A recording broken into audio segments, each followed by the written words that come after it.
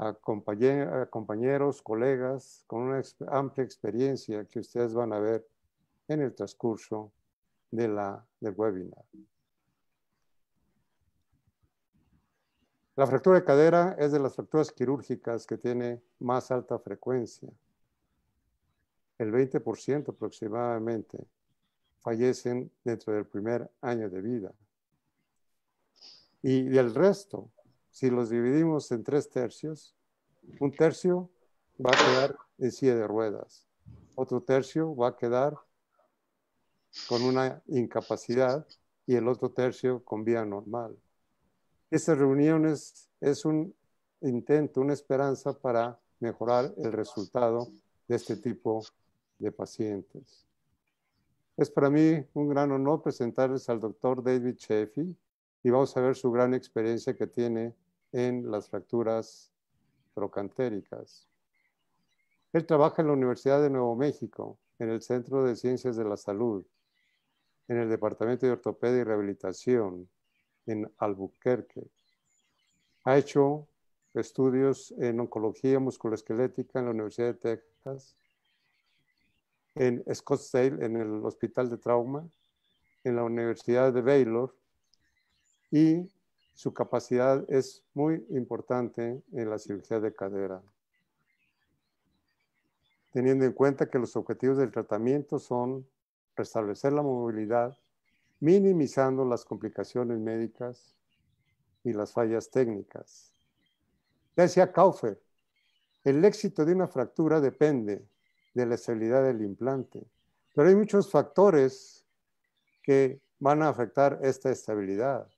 Él decía, hay dos grupos, las variables no dependientes del cirujano, como son la calidad del hueso, pero ahora ya sabemos que podemos actuar para mejorar la calidad del hueso.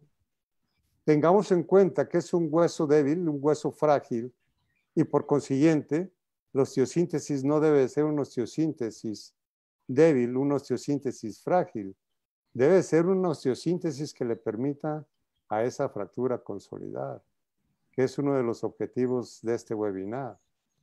Y también vamos a ver que la fragilidad ósea está condicionada en este tipo de pacientes y que debemos de estar preparados para intervenir para tener una mejor durabilidad del implante. Otra de las variables no dependientes del cirujano es el trazo de fractura. Ya vimos que las fracturas estables e inestables requieren de una capacidad, una capacitación para evitar que vaya a haber un fracaso en el tratamiento. Dentro de las que sí dependen directamente o más directamente del cirujano son la elección del implante. Y aquí vamos a ver diferentes implantes, sus bondades, las desbondades de cada uno de ellos, para tener en cuenta cuándo seleccionar el mejor implante. Y también la posición que debe tener el implante, además de la calidad de la reducción. Recordemos, no hay implante, ni el más nuevo, ni el más fuerte, ni el más caro, ni el más sofisticado o el más complejo que vayan a sustituir a una calidad en la reducción. El factor más importante es la reducción. No hay implante que vaya a trabajar si hay una mala reducción. Entonces, tenemos para las fracturas intertrocantéricas el estándar de oro es el tornillo de compresión. Pero vamos a ver qué más hay alrededor de este gran implante. Tiene ventajas mecánicas que permiten la compresión, que es una compresión guiada por el mecanismo del mismo implante, que nos permite que haya compresión a través del trazo de fracturas y es el ideal para las fracturas estables. Vamos a iniciar con el doctor David y su plática sobre la fractura trocantérica. Por favor.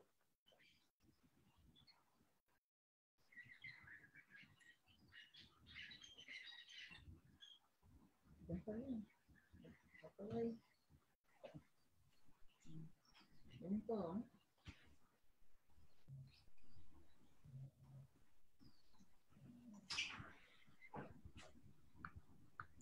Su micrófono, doctor David.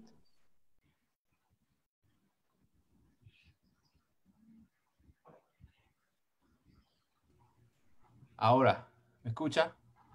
Sí. Excelente. Muy buenas tardes. Mi nombre es David Chafee. Gracias al doctor de la Huerta por esa presentación e incluirme parte de este No webinar. puedo hablar, hija.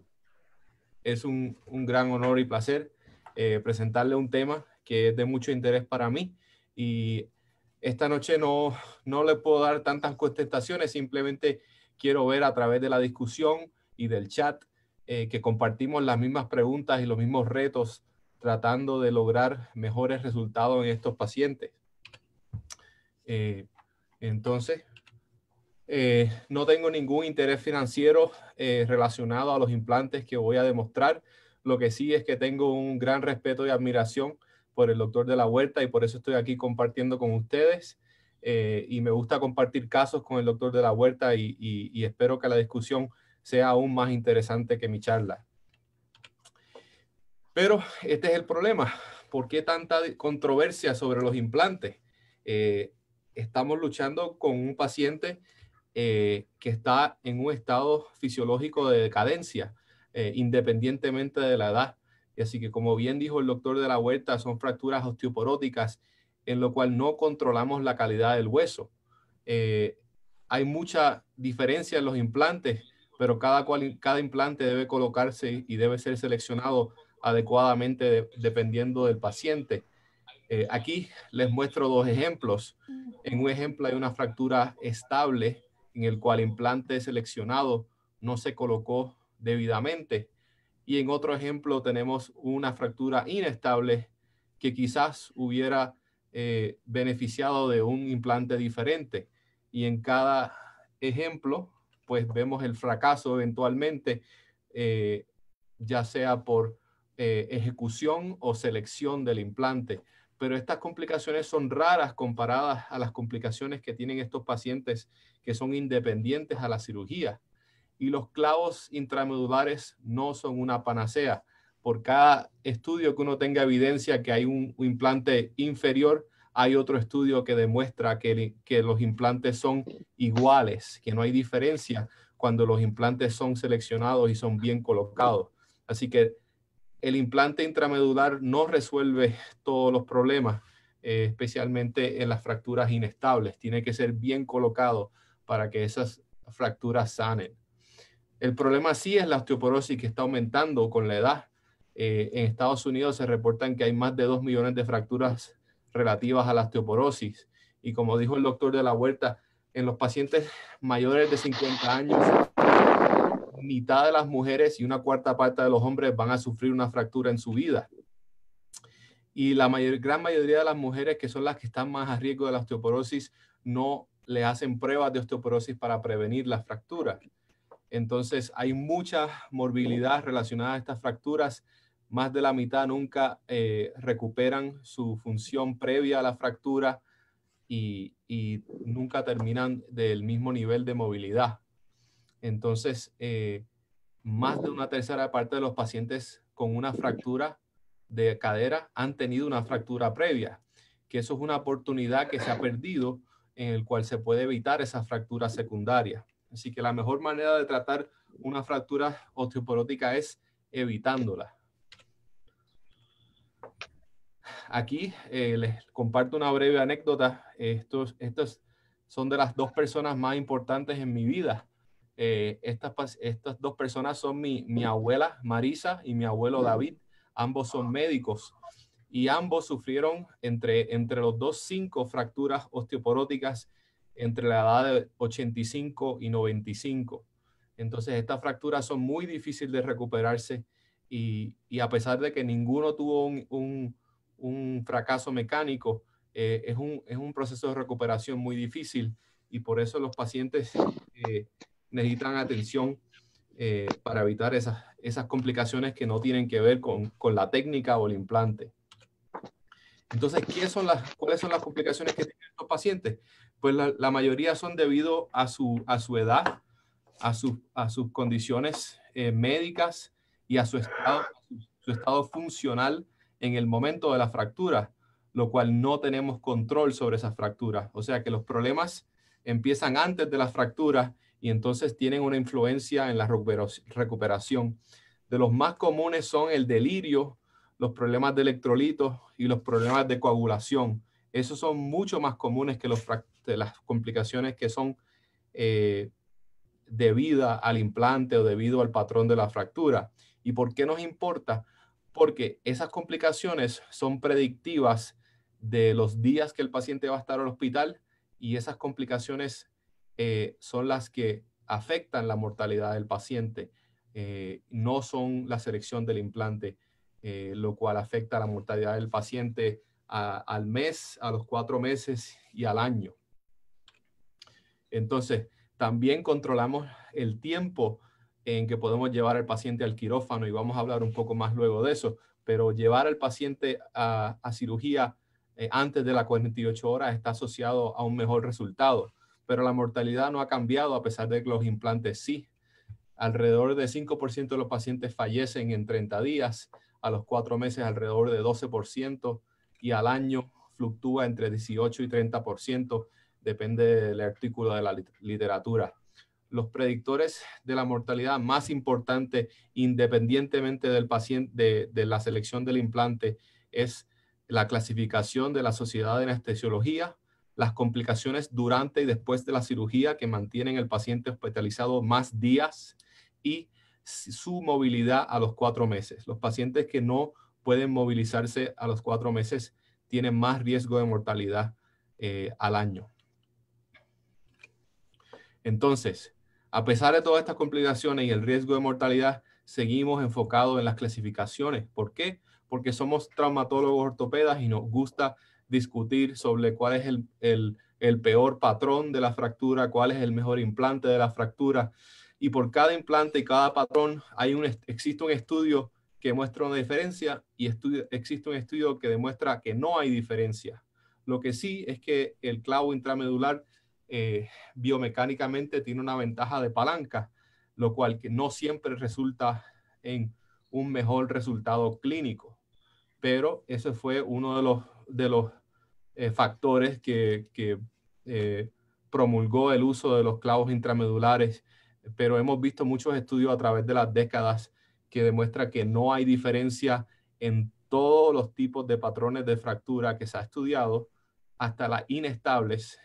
Hay estudios que demuestran que no hay diferencia y hay estudios que sí demuestran que hay diferencia. Y les voy a presentar algunos de esos ejemplos. Esto es un paciente mío que tiene una fractura inestable y escogimos usar un clavo intramedular largo para estabilizar esta fractura. Lo importante, como dijo el doctor La Huerta, es la reducción. Son de los pocos factores que nosotros como cirujanos controlamos. Cómo lograr la reducción y cómo mantener la reducción. Es un factor muy importante que sí tenemos control sobre el paciente y la cirugía. Y vemos que el paciente ya ha sanado.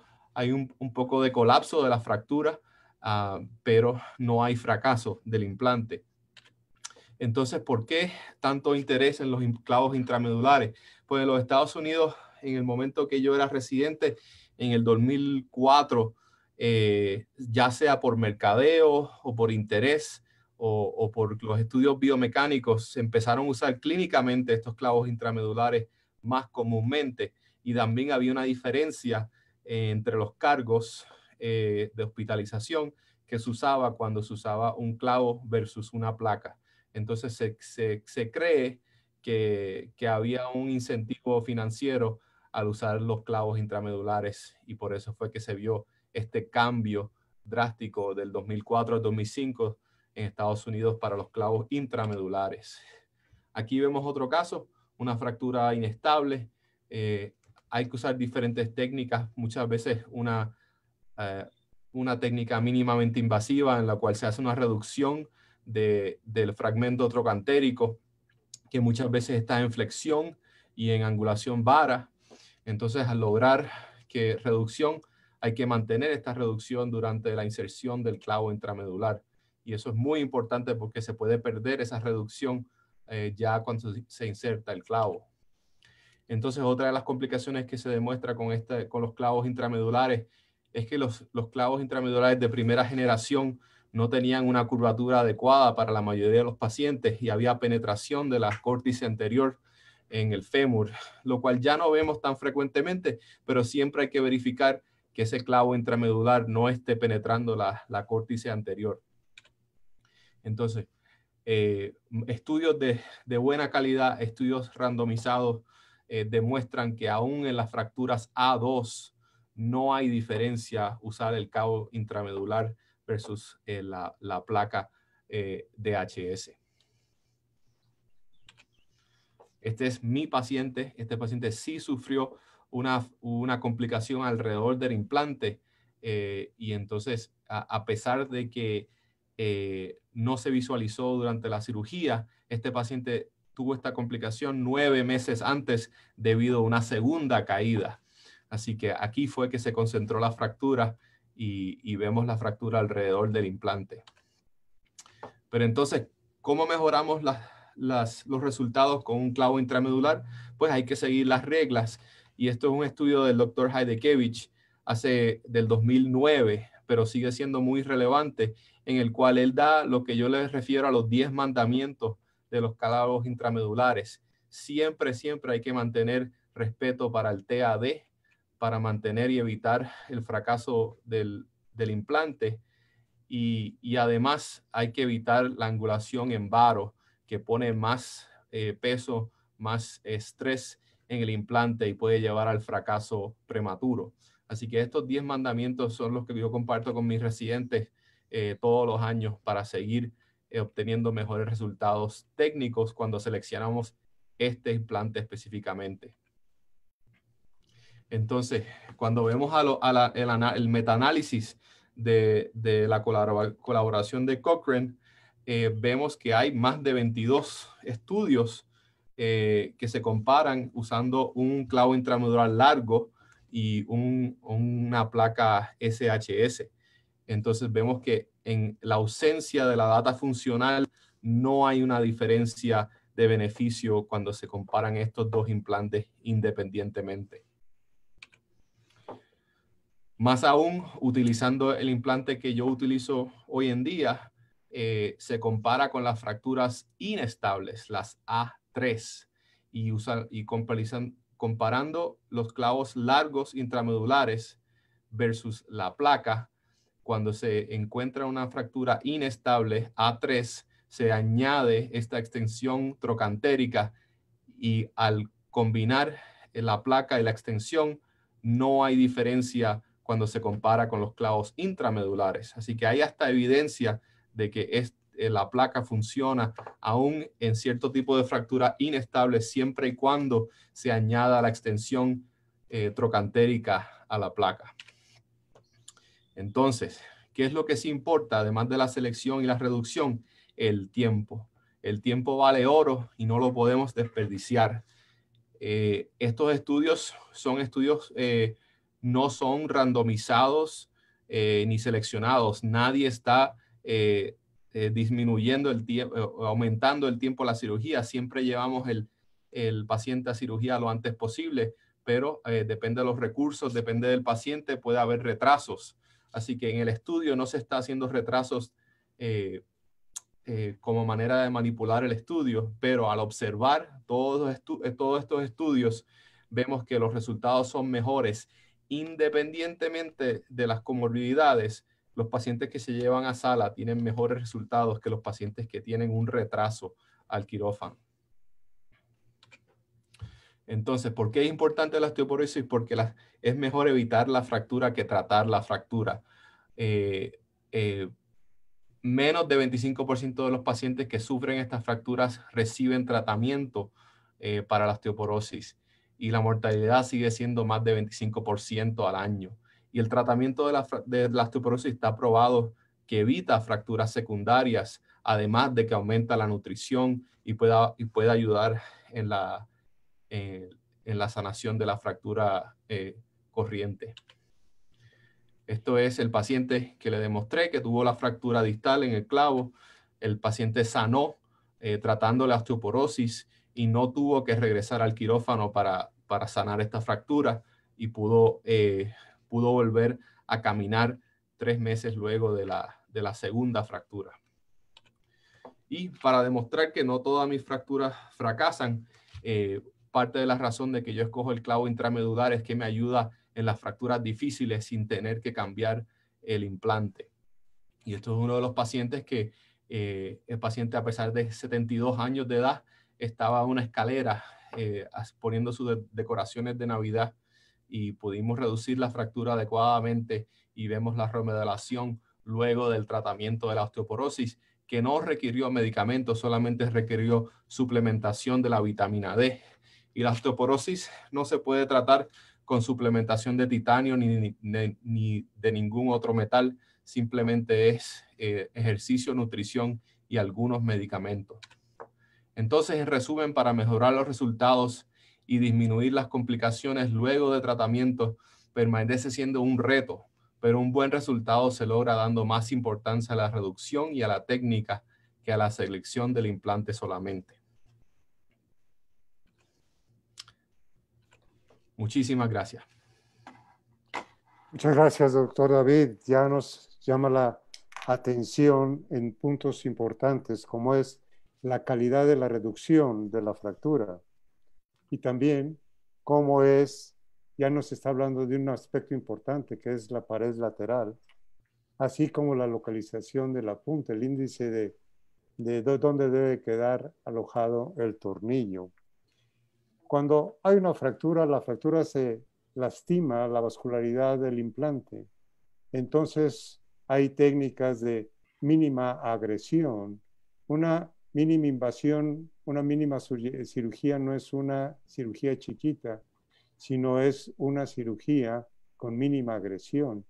Y para eso vamos a invitar al profesor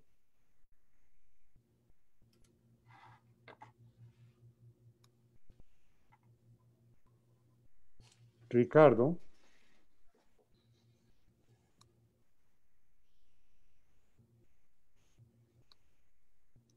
Camacho. Él es boliviano, pero ha estudiado, se hizo ortopedista en Brasil y actualmente trabaja en el Departamento de Ortopedia del Hospital Maradei en Belém do Pará, en Brasil. Ha hecho un dispositivo para que nos permita hacer la reducción sin tanta agresión para los tejidos que ya lastimó la fractura, para preservar la vascularidad y también para tener una menor agresión. Recordemos que las fracturas pegan con sangre y si lastimamos menos la vascularidad vamos a tener mejores resultados. Vamos a pedirle al doctor Ricardo Camacho nos hable sobre sus puntos importantes en el manejo de la fractura trocantérica. Por favor, doctor Ricardo.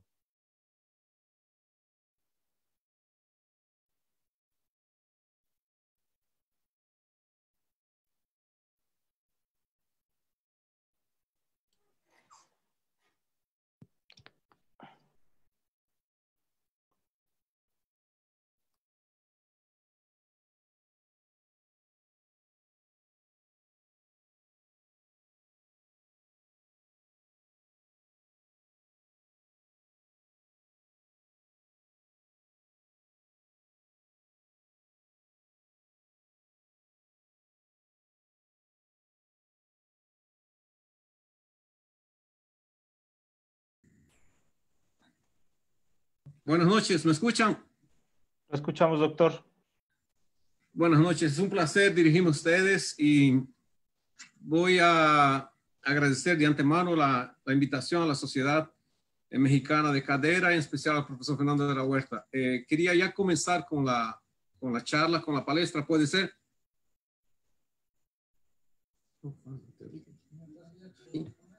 Ahí.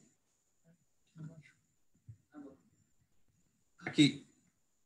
¿Está todo bien ahí? ¿Me escuchan? Buenas noches. Sí, doctor, lo escuchamos perfecto. Puede compartir Perfecto. pantalla cuando usted guste. Compartir pantalla. Compartir pantalla. Ya. Compartir pantalla. ¿Se ve?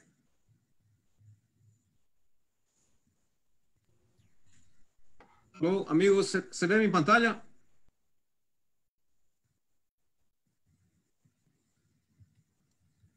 No se ve completamente, doctor. Necesita compartirla en Compartirla, ajá. donde tiene su imagen.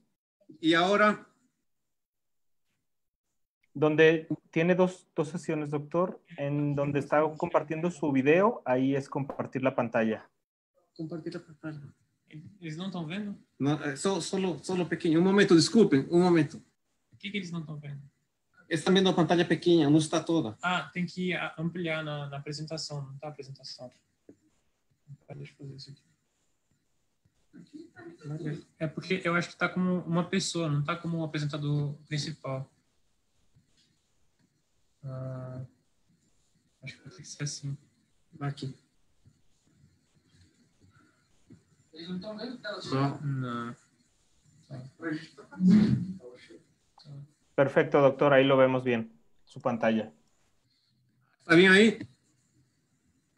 Así es. Bueno, quería decirles que agradecer más una vez al profesor Fernando de la Huerta y mostrarles el hospital donde trabajo. Es un hospital, Hospital Maradei, que tiene más o menos 50 años de trayectoria y él es referencia en trauma y ortopedia en el norte del Brasil. Belém de Pará se encuentra a orillas del río Amazonas. Como ustedes pueden ver, un afluente del Amazonas está en las orillas de Belém. El profesor Fernando de la Huerta hizo una charla sobre fijadores externos del Congreso Brasilero a unos años atrás. Fue muy interesante. Yo soy boliviano, como el profesor les dijo, y cuando terminaba mi carrera de medicina, conocí al profesor Fernando de la Huerta en una jornada internacional de fijadores externos. Y desde esa vez yo lo tengo como un traumatólogo de mucha admiración y sigo sus pasos. Todavía lo recuerdan por allá y los recuerdos siempre acontecen. Agradezco por la invitación al Congreso en San Luis Potosí. Fue muy grato conocer la cultura mexicana y los amigos. Voy a hablarles sobre fracturas trocantéricas y en especial sobre el nuevo guía retráctil para DHS en las técnicas MIPO. Cuando hablamos de fracturas trocantéricas, tenemos un paciente generalmente con dolor en la cadera, encortamiento del miembro inferior y deformidad.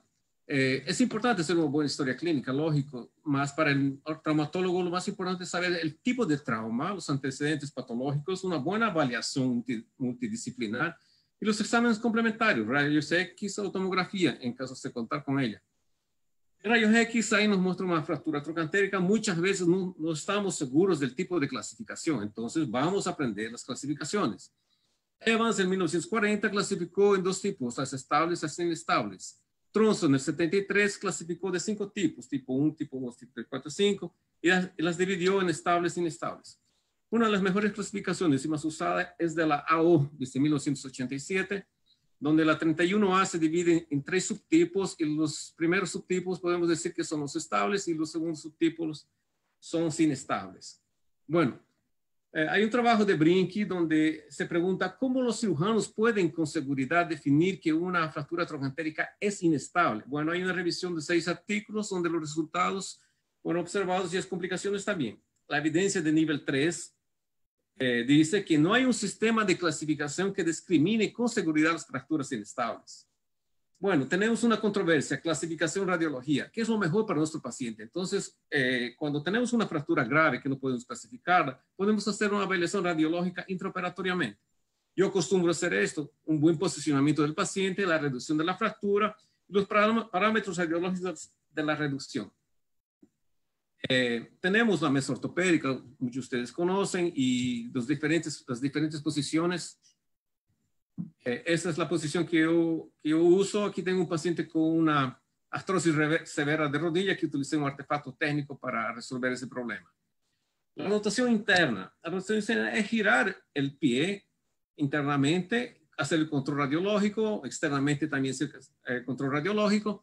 Y bueno, ahora queremos saber cuáles son los parámetros de radiológicos para tener una buena reducción. Aquí tenemos el paciente, el caso que mostré al inicio, y aquí está el paciente sin tracción, una mesa ortopédica, una imagen radiológica buena, y aquí el paciente, la imagen radiológica del paciente con rotación externa. Aquí tenemos la rotación externa y tenemos 2 parámetros. 2 ejes en paralelo, donde vemos que la cortical anterior está quebrada, hay una normalidad, una no buena reducción. Entonces procedemos a una nueva rotación interna. Aquí tenemos una buena imagen de reducción en AP. Tenemos la rotación interna que hicimos, las heces en paralelo, la posterior, la anterior con una buena reducción. No precisamos hacer maniobras fuertes. Tenemos una buena reducción, paciente estable comparado con la rotación externa.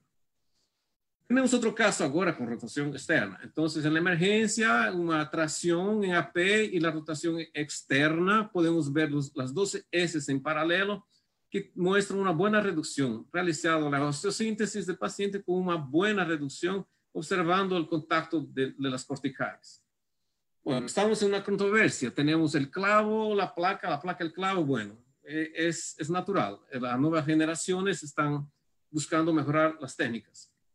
Hay un trabajo de Parker que hizo una metaanálisis de 3.746 pacientes donde él pudo observar que las diferencias cuanto a infecciones y mortalidad eran iguales entre el clavo y la placa, pero mostraron que los clavos tenían mayor índice de complicaciones relacionadas a la fractura. Una evidencia de nivel 1 muestra que el DHS es superior al clavo en las fracturas transtroncantéricas estables. Bueno, otro trabajo que Brink se preguntaba cuál es la mejor opción de tratamiento para estas fracturas. Él mostró en 3 metaanálisis, observó la consolidación, la función y calidad de vida. Una evidencia número 1 mostraba que el clavo y el DHS tienen resultados semejantes en las inestables, mostrando mejores resultados los clavos nuevos de última generación. ¿Todo bien? ¿Cómo podemos evitar el encortamiento del miembro de una fractura troncantérica? Se preguntaba Brink en 2012, donde hubo 2 revisiones sistemáticas, 2 ensayos, donde evidenciaron, hay una evidencia nivel 1, que el clavo promueve mejor control del encortamiento de las fracturas inestables. Bueno, yo quería contestar este trabajo mostrando este esquema. ¿Cuál es la ventaja mecánica que tiene? Bueno, aquí tenemos este esquema que tal vez ustedes lo conozcan, donde se dice que la distancia entre la punta del tornillo y el clavo es menor que la distancia entre la punta del tornillo y la placa de HS. Bueno, yo discordo de eso porque tenemos un cilindro de la placa que mide más o menos 3 a 4 centímetros, donde nos permite un apoyo y disminuye el apoyo del tornillo con relación a la placa y siendo menor la distancia. Entonces veo que la placa está ganando por aquí en el apoyo. La parte dinámica, concordo que los 2 sistemas son dinámicos, van a providenciar un impacto de la fractura. El clavo puede ser que gane porque le muestra una impactación de la cortical superior del cuello del fémur que disminuye el encortamiento de un miembro, probablemente. Bueno, como ya lo mencionaron, respetar el índice TAD. Aquí tengo un esquema un poquito mejor, más práctico para ustedes, donde vemos aquí en la incidencia AP, la distancia que existe entre la punta del tornillo y el ápice de la cabeza tiene que ser menor que 25 milímetros sumada a la distancia que existe la punta del tornillo a la cabeza en la incidencia de perfil. Entonces, o sea, sumadas estas 2 distancias, tiene que ser menor a 25 milímetros, donde vamos a conseguir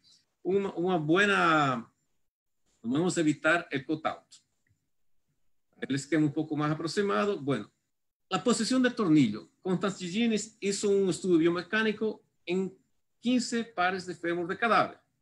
Él vio a mejor posición, donde él encuentra una evidencia de nivel 3, donde los tornillos anterior y posterior presentaron mayores fallas en las incidencias de perfil observadas en los rayos X, lógicamente, y el tornillo inferior central, mayor rigidez.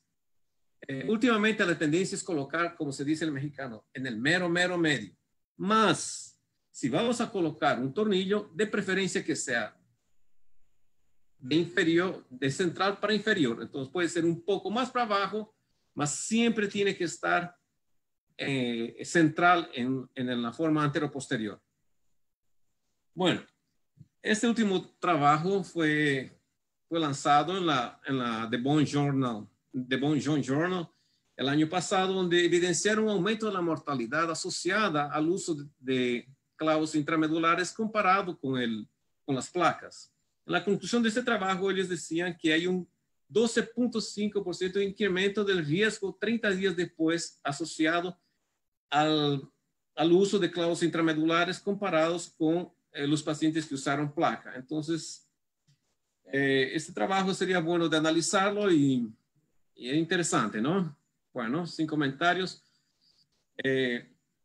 Bueno, lo que yo quería mostrarles a ustedes es el nuevo guía retráctil de 135 grados para placas de HS y el deslizador de placa. Este instrumental, este es el guía, lo idealicé a más o menos 6 años, perfeccionándolo a la técnica. Por suerte, ayer recibí la noticia que fue acepto el trabajo en la revista de cirujanos del Brasil, próximamente estará saliendo, y este es el deslizador de placa. Bueno,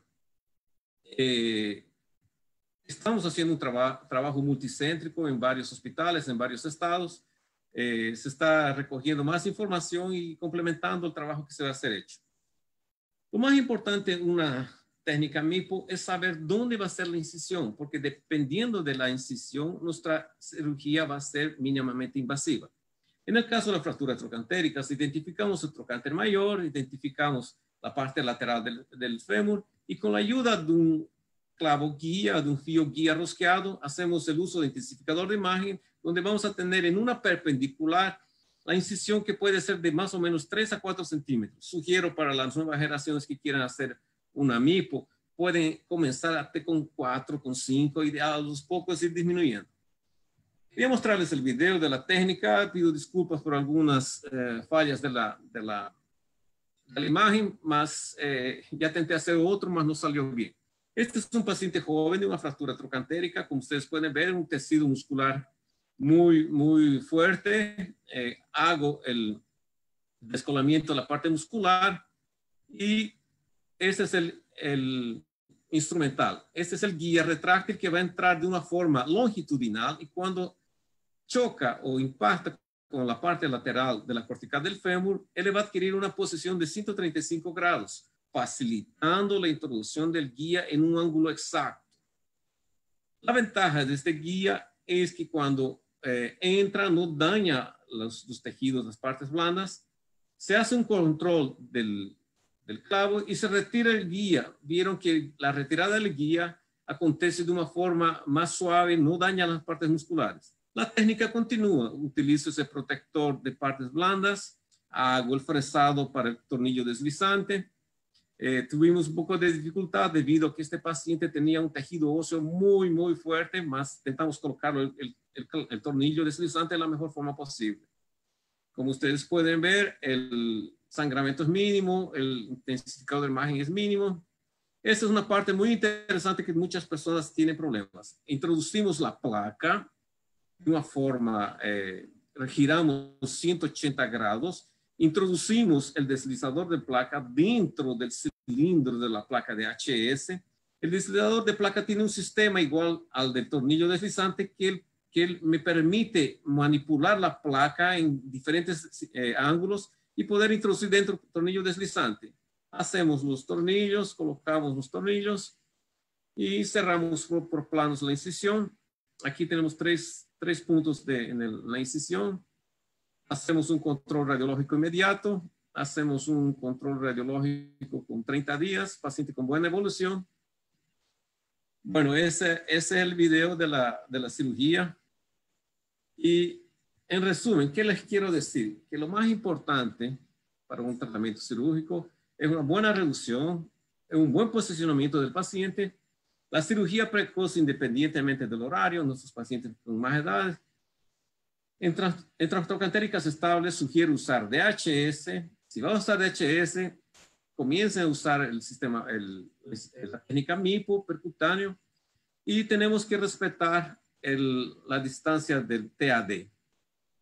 Bueno amigos, esta fue mi parte, creo que fue un poco corrido, más les voy agradeciendo y decirles que cuidamos nuestra familia, que es lo más importante que tenemos para la humanidad, para el futuro, para cuidarnos de nosotros. Bueno, esa es mi parte. Muchas gracias, doctor.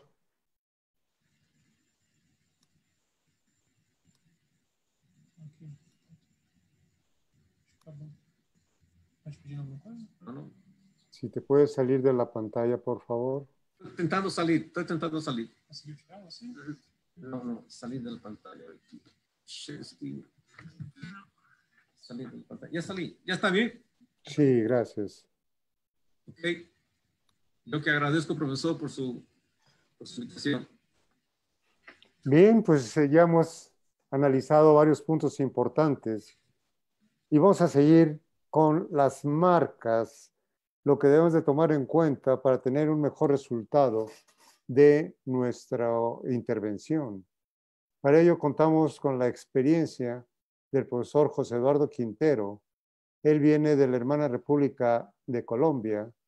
Él es el director médico del Hospital Universitario San Jorge en Pereira, localizada en el eje cafetalero, una de las principales regiones más bonitas de Colombia. Es Faculty AO, es del grupo especial de profesores de AO, es del grupo de AO Colombia, es miembro de la Sociedad de Trauma y Ortopedia de Colombia, también de la Sociedad de Cadera y Rodilla de Colombia, miembro de la OTA y del Grupo Actuar de San Francisco. Por favor, bienvenido, doctor Quintero. Gracias, Fernando. Vamos a compartir pantalla.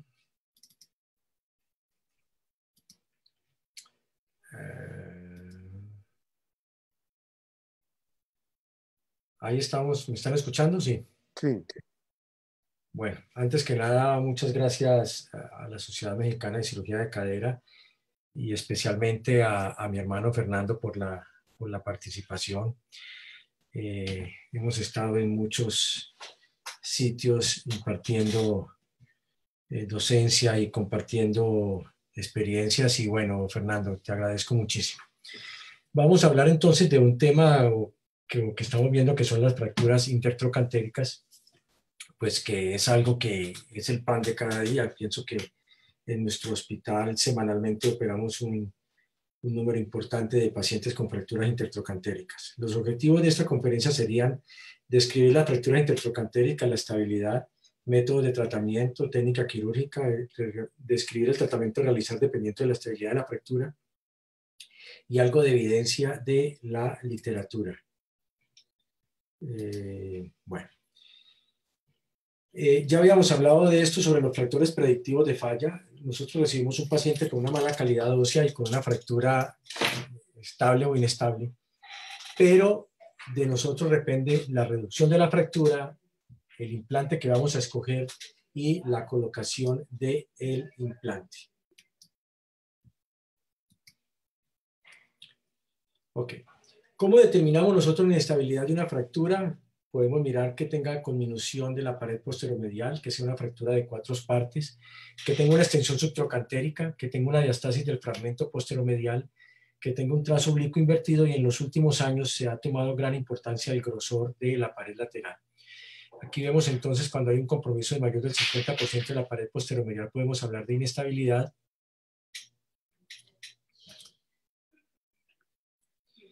Aquí también podemos hablar que cuando hay compromiso de las 4 partes, que es el trocánter mayor, el trocánter menor, el fragmento proximal y el fragmento distal, lo que denominamos fracturas de 4 partes, va a ser una fractura inestable. El trazo invertido, trazo oblicuo invertido también es de gran importancia a uno poderlo diagnosticar porque este es una de las fracturas que su tratamiento indicado es el clavo centromedular. Y ahorita estamos mirando el grosor de la pared lateral, como ustedes pueden ver acá en este paciente.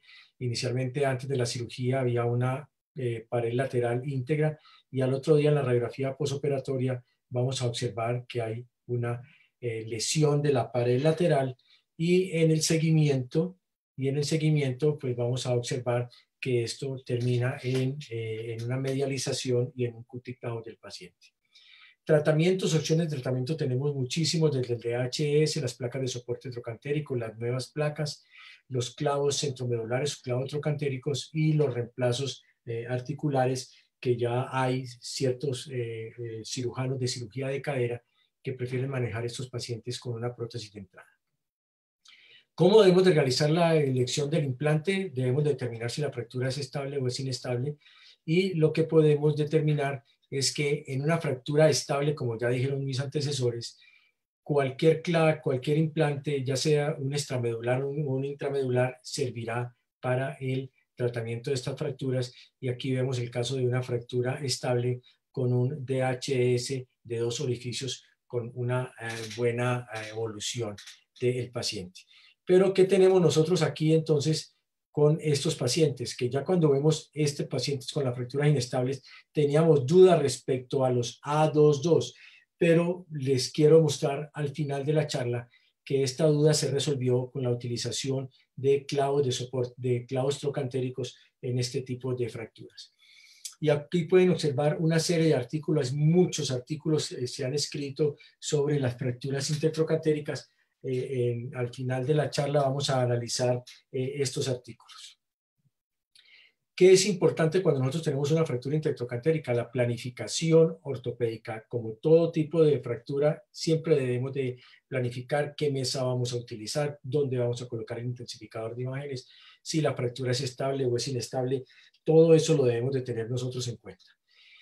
Y no nos cansaremos de repetir que la reducción es el factor más importante y el de mejor desenlace para estos pacientes con fracturas intertrocantéricas. Si nosotros tenemos una muy buena reducción, vamos a tener un camino muy alto ganado en la evolución de estos pacientes. Entonces nosotros debemos de mirar en la proyección AP y en la proyección lateral que tengamos la reducción de la fractura, y usualmente esto se consigue dándole tracción a la extremidad y rotación medial.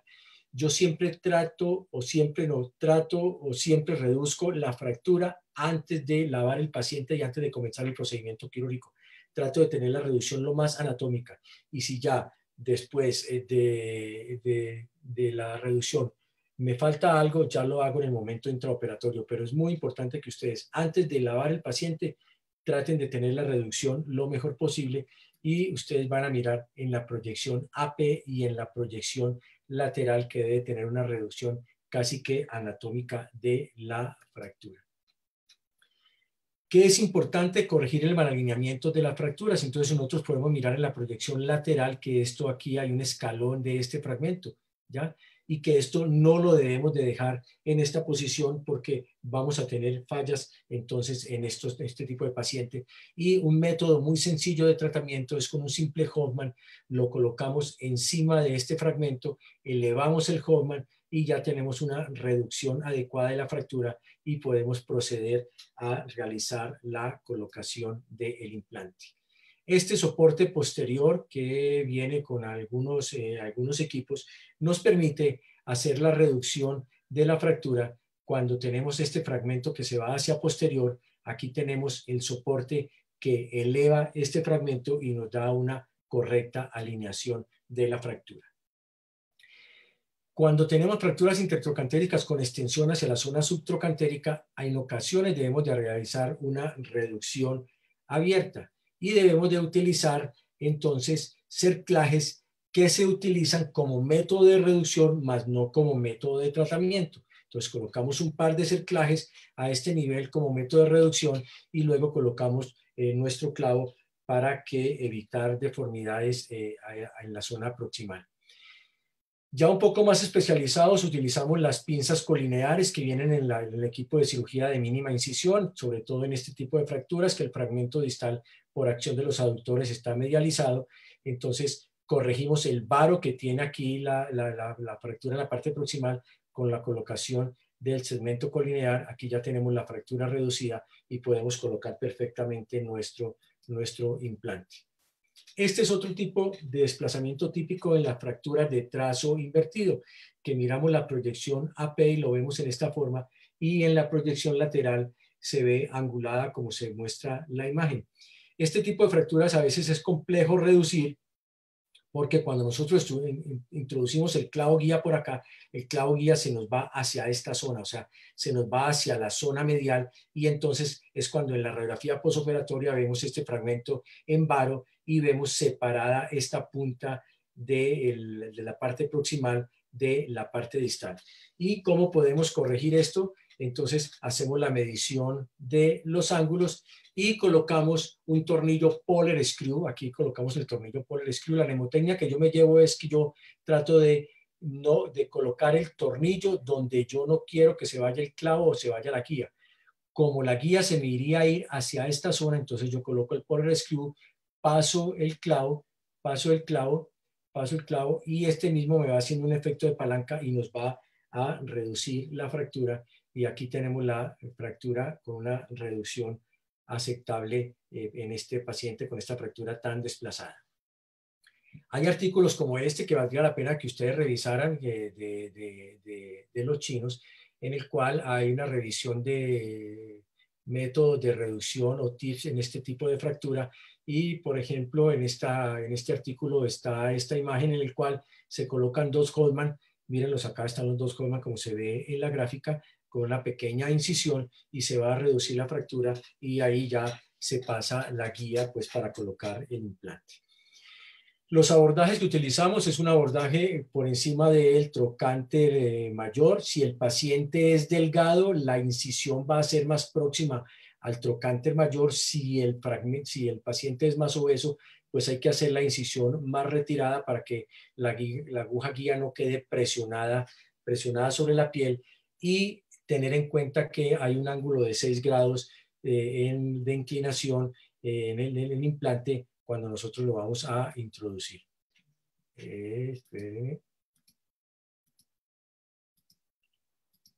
Ok. Otra cosa importante a tener en cuenta es que debemos de conocer el implante que vamos nosotros a utilizar. Y el TFN o el clavo trocantérico, este sería el punto de entrada. Observen esta imagen que este sería el punto de entrada para los clavos rectos o diaficiarios que serían por piriforme, este para los nuevos clavos que son los clavos laterales y este es para el clavo trocantérico. Entonces es supremamente importante uno conocer el sitio de entrada del clavo. El punto de inserción del clavo también es de vital importancia. Recuerden la frase que dice que la punta de entrada de una guía puede ser la punta de entrada al cielo o la punta de entrada al infierno, y nosotros tenemos que mirar en la proyección AP y en la proyección lateral la forma como estamos introduciendo nuestra aguja guía inicial. Después de que hacemos la apertura, pasamos la aguja guía, hacemos la apertura del canal. Recomendación que yo hago es que si es un paciente con una osteoporosis muy marcada, esta apertura del canal yo lo hago manual y no lo hago con la pistola neumática para evitar ir a estallar más ese trocánter de lo que está por su tipo de fractura. Colocamos la vaina guía y esto es otro factor supremamente importante. Esta vaina guía debe de quedar colocada sobre la cortical externa, sobre la cortical lateral, para que cuando midamos en la longitud del tornillo o la hoja helicoidal sea el adecuado, y si esto llegara a quedar separado nos va a dar un valor diferente y vamos a tener que estar cambiando entonces la aguja guía en este paciente.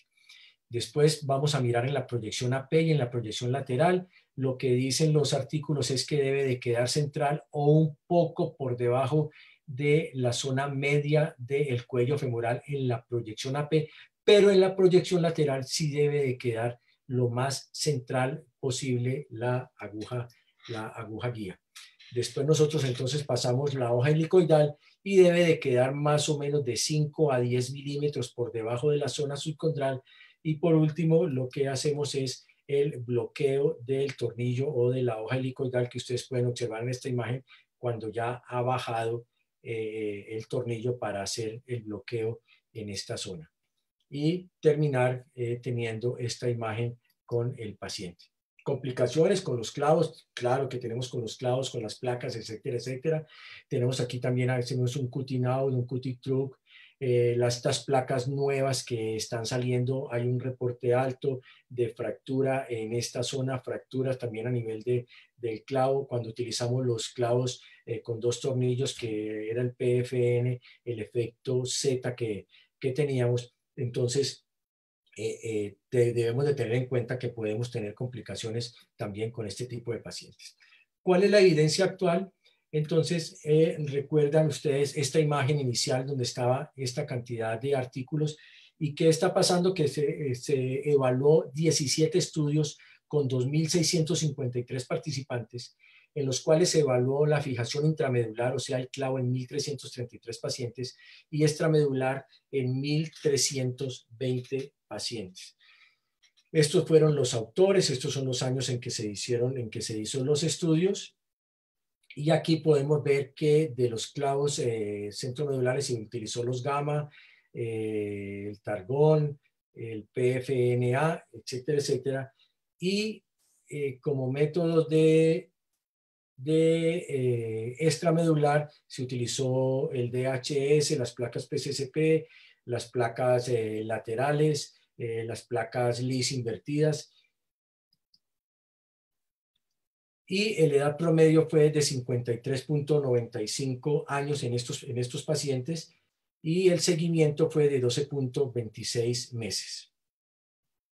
Los criterios de inclusión fueron ensayos clínicos controlados lateralizados, adultos con fracturas intertrocantéricas con esta clasificación, y se comparó entonces la fijación intramedular con la fijación extramedular. ¿Qué desenlaces se evaluaron? Entonces se evaluó la zona de Cleveland, la distancia punta APES, o sea, el TAD, y todos estos factores, el cutting out, fracturas perimplantes, las reintervenciones, la falla del implante, la infección, la no unión, el dolor, y estas dos escalas funcionales de la cadera, que fueron la escala de Harris Hip Score, que todos ustedes conocen, y la escala de Parker, en el cual se evalúa la capacidad para caminar del paciente dependiendo de algunos sitios como la casa, fuera de la casa o un centro comercial.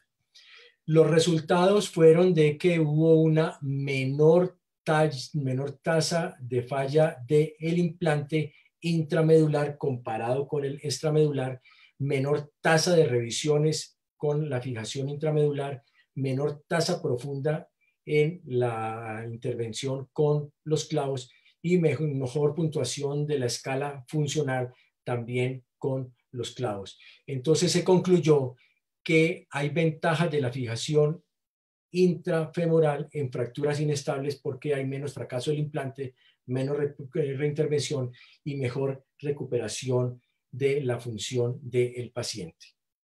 Otro factor predictor y que se ha venido hablando desde hace varios años es el grosor de la pared lateral. Y miramos este artículo de 214 pacientes en los cuales se valoraron, se encontró 168 tenían la pared lateral intacta después del postquirúrgico y se encontró que 5% de esos pacientes necesitaron una reoperación a los 6 meses. Pero se encontró que 46 pacientes en el posoperatorio tenían una fractura de la pared lateral y de estos 10 pacientes requirieron una operación, o sea, el 22% de estos pacientes requirieron una intervención. Esto es entonces lo que se presenta la pared lateral de grosor. Este es el implante, miren la ruptura de la pared lateral y esto es lo que pasa, que se produce una medialización del fragmento distal con el respectivo colapso y después el paciente termina con un cutting out allí. Entonces, valdría la pena de que ustedes tomaran copia de este artículo y lo revisaran, porque este artículo llegó a la conclusión que el riesgo de una fractura secundaria de la pared lateral es altísimo si el grosor de esta es menos de 20.5 milímetros. Esto quiere decir que si nosotros hacemos la medición, que lo hacemos de esta manera, el punto innominado, bajamos 3 centímetros y medimos el grosor de la pared lateral, si es menor de 20.5 milímetros, el riesgo de que esa pared se nos fracture es muy grande y por ende no deberíamos de utilizar bajo ningún punto de vista un DHS en estos pacientes. Entonces, la pregunta sería, ¿todavía hay espacio para el sistema deslizante de cadera DHS en fracturas intertrocantéricas? Pongámosle un apellido, inestables. Yo diría que no, que nosotros en todas las fracturas intertrocantéricas inestables deberíamos de utilizar siempre un clavo céfalo-medular. Otra serie de preguntas que siempre nos hacemos cuando estamos revisando las fracturas intertrocantéricas es si clavo corto o clavo largo, si hoja helicoidal o tornillo, si se hace la revisión postfractura perimplante, cuáles son los factores de riesgo para uno tener un cutting out. Entonces nos dimos a la tarea de revisar algunos artículos sobre el clavo largo o clavo corto, y probablemente los clavos largos se desarrollaron para minimizar los riesgos de fracturas periimplantes, pero estudios recientes no encuentran diferencia en cuanto a las tasas de unión y complicaciones. Hay más entonces un gusto por la preferencia del cirujano entre el uso de clavos largos o cortos, pero el artículo dice que se debe tener en cuenta el patrón de fractura, incluida la osteoporosis, al igual que el riesgo de cirugía de revisión al seleccionar la longitud del clavo. Este otro artículo revisó retrospectivamente del 2006 al 2011 256 pacientes con estas fracturas, 60 con clavos largos, 196 con clavos cortos.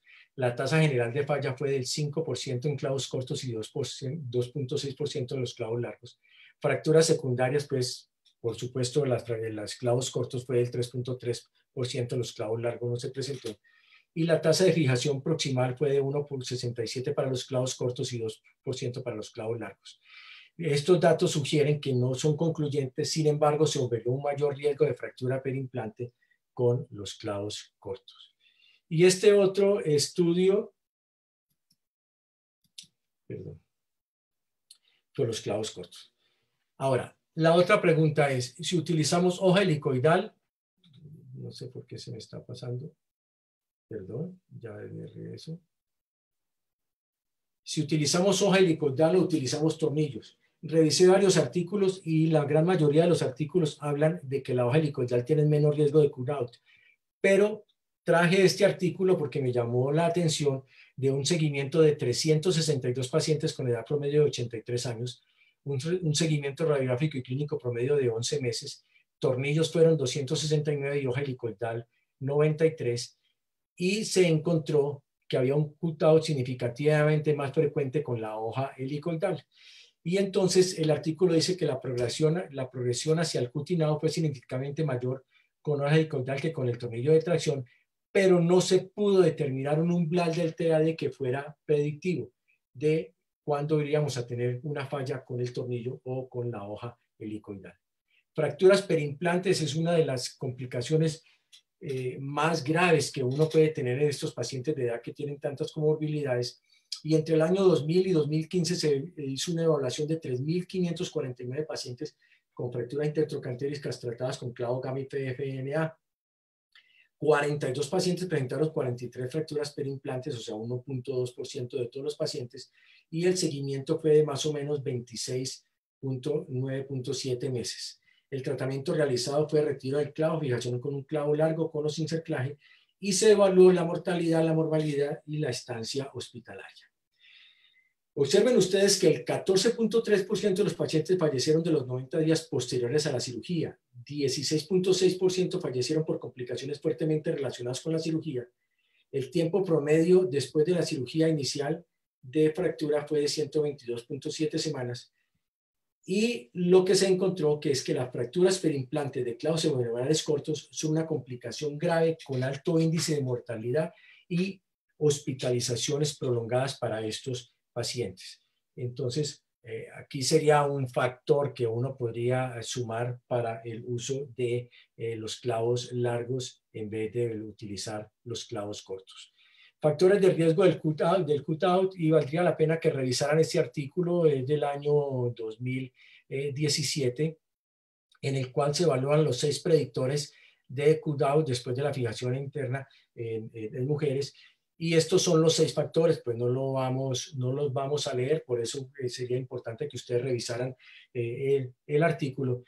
Pero lo que se encontró en un primer informe en comparar simultáneamente 6 factores de riesgo después del cut-out es que solo el TAD mayor de 20 milímetros tuvo un impacto significativo en la frecuencia del cut-out posterior a la fijación interna de las fracturas intertrocantéricas. Entonces, fíjese que este TAD continúa siendo un valor predictivo en la evolución y en el desenlace de nuestros pacientes en las fracturas intertrocantéricas. Vamos a mirar entonces por último 2 casos que se habla sobre la aumentación, que es lo que nosotros en algunos pacientes estamos utilizando ahora, no en todos los pacientes, que es el PFNA. Entonces miramos un paciente con una osteoporosis marcada, con unas corticales adelgazadas, y las imágenes que veíamos inicialmente, la reducción en la proyección AP y en la proyección lateral, pasamos entonces nuestra hoja helicoidal y después hacemos la aplicación de la aumentación que va a estar sobre el cuello, y aquí venimos utilizando en este paciente, porque es un paciente con una osteoporosis marcada, unos clavos largos para tratar de evitar que nos vaya a hacer una fractura perimplante, y podríamos hablar que este sería el PFNA perfecto. Mire la forma central en que va la hoja, un poquitico por debajo de la zona central del cuello, la aumentación que se hizo y el bloqueo distal de este paciente. Y un año posoperatorio sin restricción, como antes de la fractura, el paciente caminaba libre de dolor con una fractura completamente consolidada. Y esto es lo que nos encontramos nosotros usualmente con los clavos cortos. Este paciente se operó en nuestro hospital y a los 8 días la paciente refiere que moviéndose en la cama sintió un clic y mayor dolor, y consultó nuevamente. Yo pienso que este paciente desde que se fue del hospital probablemente había realizado una fisura a ese nivel y se terminó de fracturar, entonces hizo lo que se denomina una fractura perimplante. Retiramos el clavo, pasamos el clavo guía para colocar un clavo largo. Aquí el mismo clavo al pasar, miren, nos está ayudando a hacer la reducción de la fractura, y después hicimos la aumentación en el sitio donde habíamos tenido la hoja inicialmente. Entonces uno de las utilidades de la aumentación es que cuando tenemos que hacer estas revisiones, que nos ha quedado una cavidad, podemos utilizar la aumentación, que nos va a dar una mejor fijación y estabilidad a nivel del tornillo en la zona del cuello femoral. Entonces, en conclusión, para nosotros tratar este tipo de fracturas debemos determinar la estabilidad o inestabilidad de la fractura. No nos cansaremos de decir de la importancia de la reducción de la fractura, el implante a escoger qué tipo de clavo vamos a utilizar. Ahora al mediodía tuvimos también un webinar sobre este tipo de fracturas, y los clavos han ido cambiando, los clavos cortos han ido cambiando de forma, y ya estos clavos vienen con un tornillo de bloqueo que está no tan hacia la punta del clavo, porque se vio que estos clavos trocantéricos cuyo tornillo de bloqueo estaba demasiado a la punta, tenían más riesgo de hacer fractura perimplante. Recuerden la utilización de clavo largo o corto dependiendo de la osteoporosis, dependiendo del tipo de pacientes que nosotros tengamos. Revisar bien los factores predictivos de fracaso. Recordemos que son pacientes con una alta morbimortalidad, porque son pacientes con unas patologías previas, y que debemos de tratar de hacer esta cirugía lo más precoz, con la mejor reducción, la mejor estabilidad, para poder iniciar o movilizar estos pacientes de una manera temprana y rápida. Muchas gracias por su atención.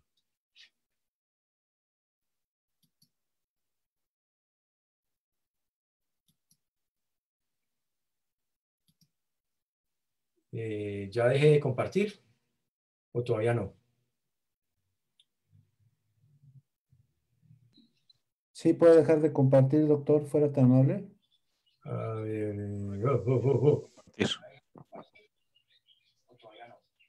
¿qué pasó ahí? ¿Ya salió o no? Todavía sigue su pantalla, doctor. Ahora sí me fregué.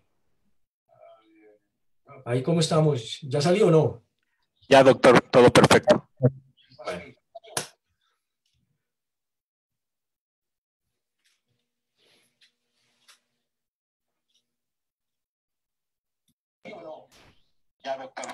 Doctor Fernando, activa su micrófono, por favor.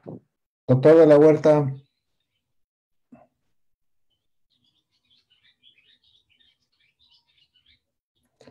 Doctor de la Huerta, su micrófono.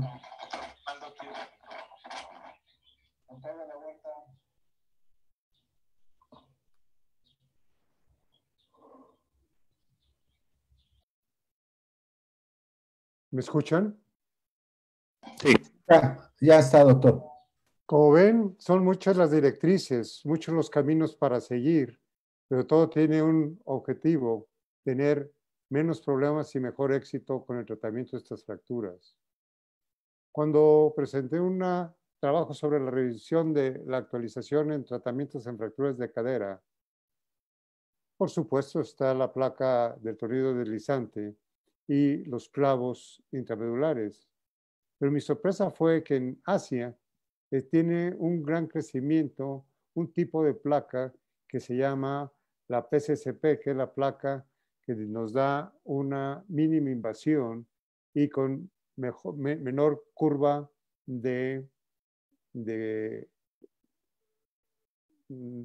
para ponerla. Y me encontré con que uno de mis mayores amigos dentro de la ortopedia es un experto en este tipo de problemas y por eso lo invitamos para que nos hable de su experiencia, sus números que él maneja sobre las fracturas de cadera. Y él es el profesor Carlos Pareja. Él vive en Panamá, él estudió en el Seguro Social de México y ha tenido múltiples entrenamientos en cirugía ortopédica. Lo vamos a recibir para escuchar su experiencia. Doctor Carlos, por favor, bienvenido.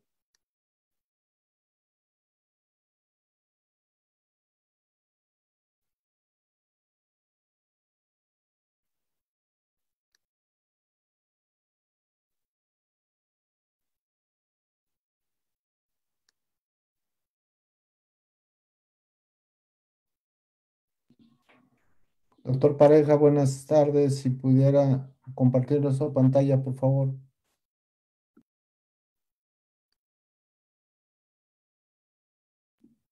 Y su audio también, doctor.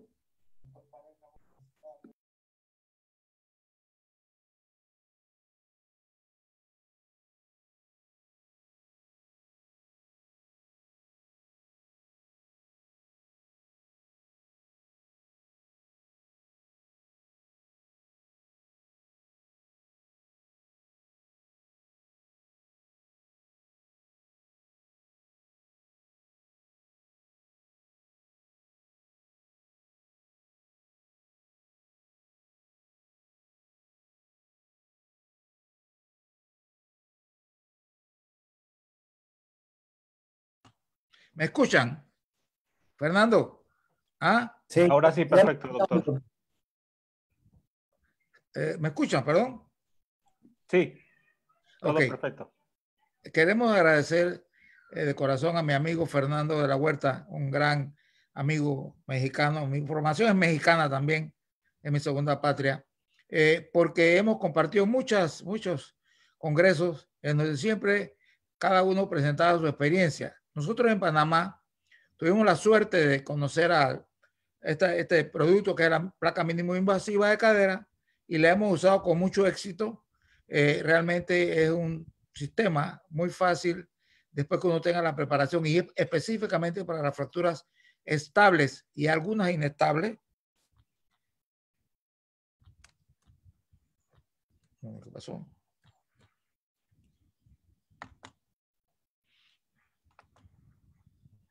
Entonces, lo primero que hemos hecho para ese trabajo es seguir los principios básicos de la osteosíntesis de AO. La reducción cerrada es lo básico. Tenemos un elevador posterior que eleva la fractura, como se ve aquí, para ponerla, alinearla. La segunda es la estabilidad. Tenemos que llevar la fractura a la placa, no al revés, para lograr estabilidad. La tercera es preservar la vasculación tisular. La cirugía mínimo invasiva nos permite esto. No necesitamos transfusiones. La cuarta es rehabilitación precoz. Nosotros logramos parar al paciente en 24, 48 horas y dependiendo de la edad y del tipo de contractura del paciente, nosotros podemos comenzar la fisioterapia y generalmente estos pacientes se encuentran hospitalizados por 3 o 4 días. Realmente es fabulosa después que uno domine la técnica. La placa dinámica controla y fija la cabeza y el cuello con 2 ejes, como ven en la flecha. Y esta placa conecta a la pared lateral en un ángulo de 135 grados. Eso permite una impactación controlada a la carga cíclica del apoyo y eso garantiza una consolidación. Y realmente es fabulosa porque no tenemos que poner transfusiones y que logramos ganarle a los geriatras y a los internistas que nos ponían muchos problemas para operar a estas personas que generalmente son de la cuarta edad y lo logramos sin problema con una anestesia regional. Ustedes saben que la cadera es una articulación de carga de fuerzas excéntricas. Y ya lo relató Renato Bombelli cuando habló de su soporte, de su fascículo. Bueno, esta placa fue hecha siguiendo ese método de zinc para lograr reducir, vuelvo y repito, lo han dicho todos mis compañeros y amigos, lo más importante es la reducción.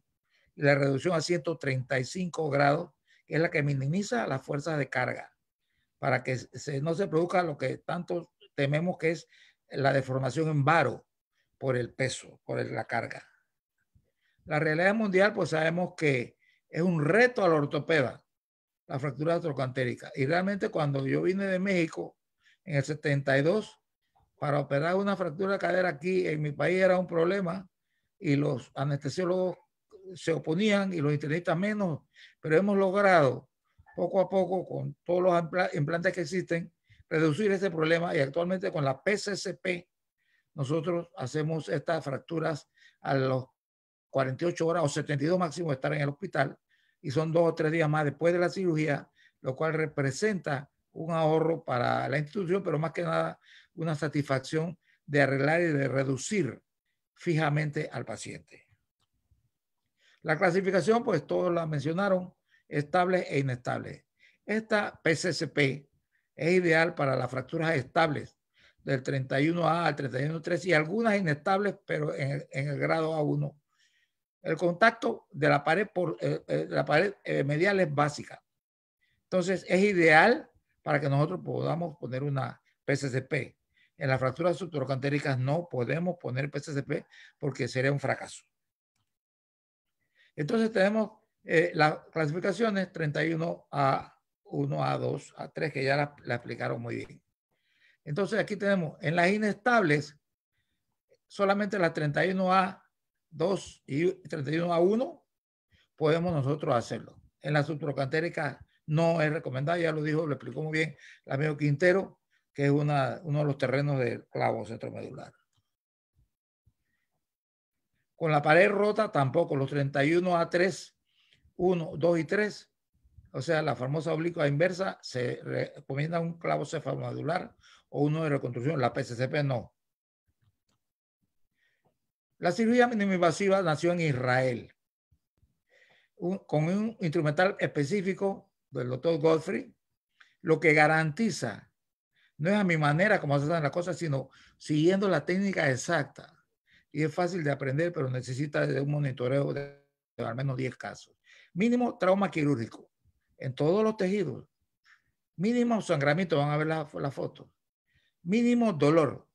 Y recuerden, toda cirugía miniminvasiva es percutánea, más no todas las cirugías que se dicen percutáneas son mínimo invasivas. Eso está en el Journal de Ortopedia. La PCCP es exigente, es demandante, hay que capacitarse. Pero la capacitación es fácil. Hay que leer y entender primero sus objetivos, que es la fijación a 135 grados con 2 ejes en el cuello del fémur. Recibir al menos instrucción en un taller. Hemos tenido la suerte de tener mexicanos aquí en Panamá en nuestros talleres. Hemos dado talleres en otros lugares también. La cirugía dirigida y monitoreada al menos en 10 pacientes. Y lo básico o fundamental en toda cirugía mínimo invasiva es tener un brazo en C, una mesa de fracturas y un trabajo de equipo. Tenemos que tener un cirujano, generalmente residente 1 o alguno del residente 2, que le decimos plantilleros, porque son los que ponen la plantilla sobre la radiografía. Y el técnico de rayo X, que es también fundamental, porque el técnico tiene que saber cómo tomar las placas. Entonces, lo básico, la reducción de la fractura previa a la cirugía, 135 grados. Y como son fracturas estables generalmente, es fácil lograrlo con mínima rotación interna, que ya explicó el amigo de Brasil.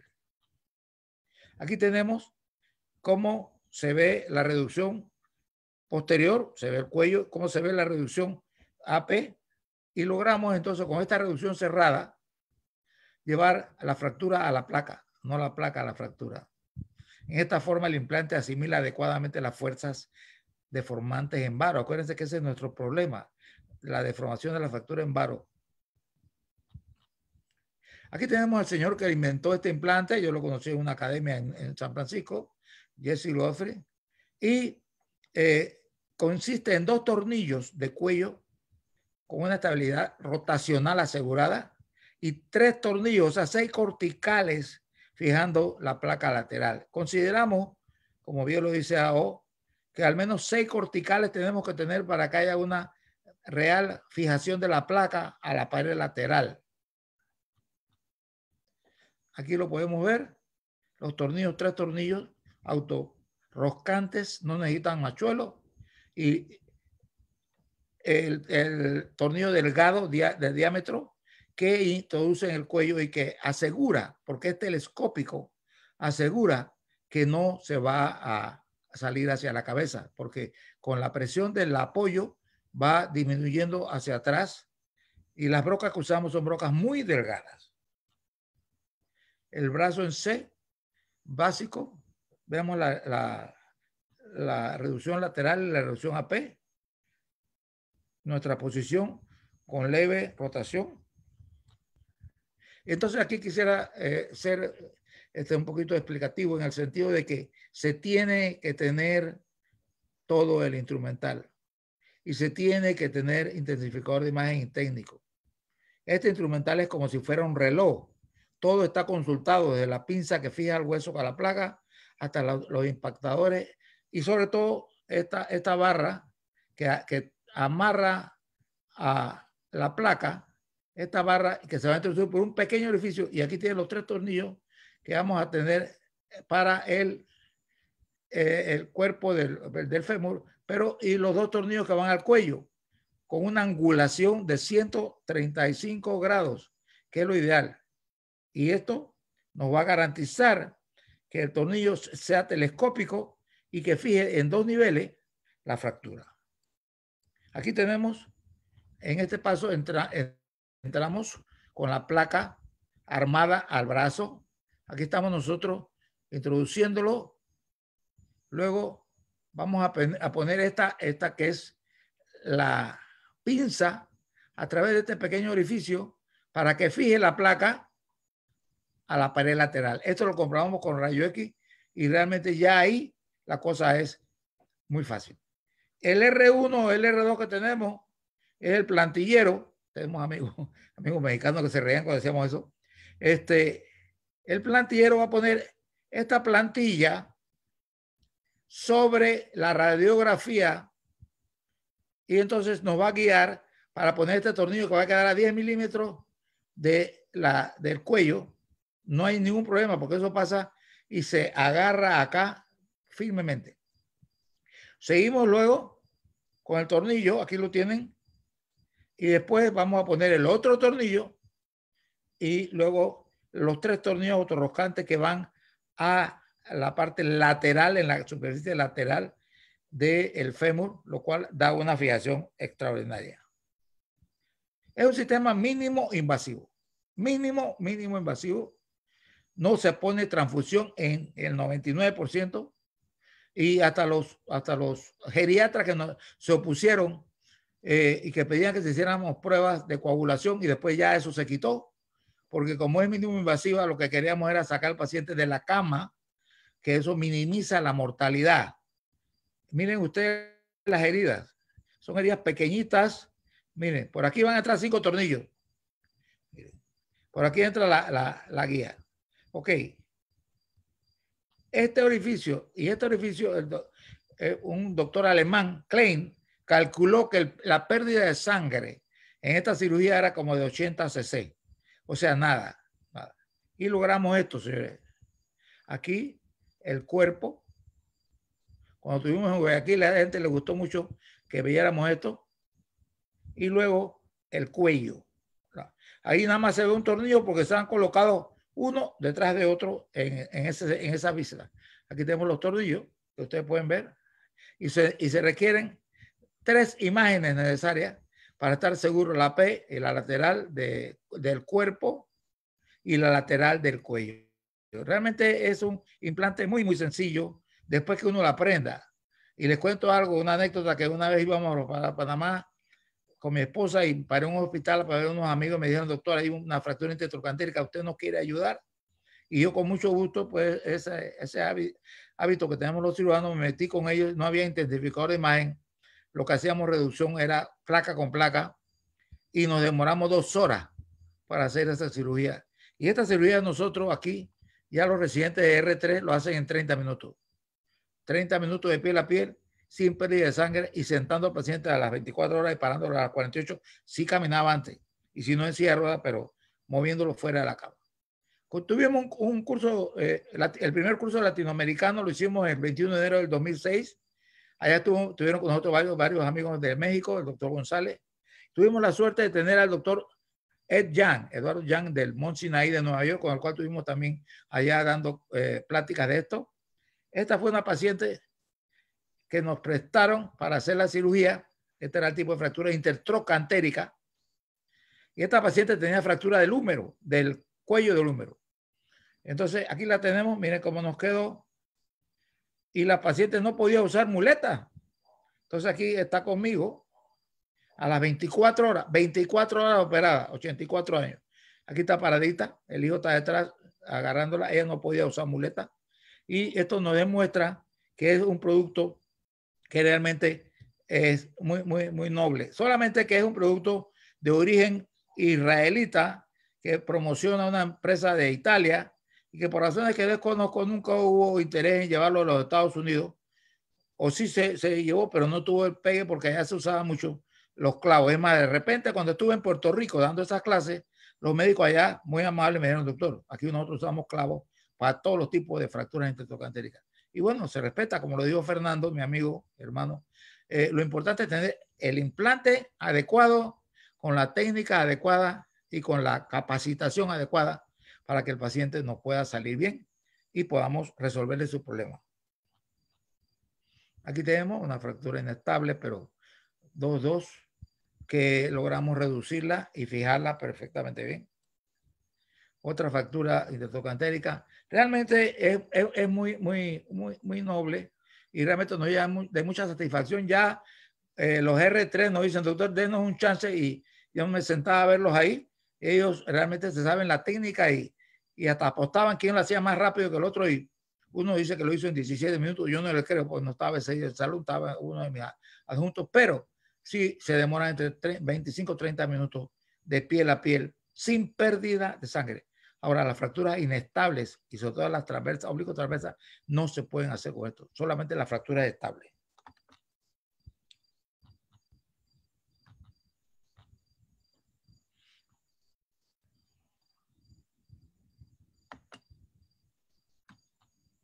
Aquí tenemos otra fractura fijada y realmente es un implante que nos da mucha satisfacción después que uno lo tenga y lo domine. En mi país, acá en Panamá, los clavos cuestan $1,400, $1,500. Estas placas cuestan $700, $800. Entonces ustedes saben que en la institución, en el Seguro Social, ahí prefieren, y con mucha razón, si nos resuelve el problema de este implante, lo usamos. También tenemos DHS, porque hay algunos que les gusta DHS, pero generalmente el que se usa en nuestro servicio es la PCCP, mínima invasiva. Las fallas, claro que tenemos fallas. El regreso de la espiga, cuando nosotros no deformamos la parte final del clavo, hemos tenido casos. El colapso, 14 casos tuvimos porque fue con una reducción defectuosa. Acuérdense que lo más importante es la reducción. Antes que nada, una reducción buena, como lo decían ahí, anatómica, si podemos usar la palabra, pero una reducción estable nos permite un buen resultado. El retiro de un clavo, un caso porque se rompió el clavo, e infección en 3 casos. O sea que sí tuvimos fallas, pero realmente es muy satisfactorio los resultados que tuvimos en un ambiente de nosotros, en donde no hay muchos recursos para tener clavos centromedulares para las trocantéricas y el resto del instrumental. Trabajo en equipo. Se requiere que el ayudante sepa lo que está haciendo, que tengamos un residente para que sea el plantillero, y ya la gente se pelea por ese puesto porque es facilito poner la plantilla en el negatoscopio para indicarle al cirujano lo que está haciendo. El cirujano, el anestesiólogo, al principio teníamos problemas con ellos, después ya no les preocupaba porque era una anestesia cortita, una cirugía cortita, y lo registraban como un caso que habían hecho ellos. Los instrumentistas, les dimos clases a todos los instrumentistas, se sabían la cirugía. La cirugía se demora 30 minutos promedio. La curva de aprendizaje es imprescindible, imprescindible. Cuando yo estuve en Italia aprendiendo esto, luego en Alemania, al principio yo no entendía mucho, porque es exacta como un reloj.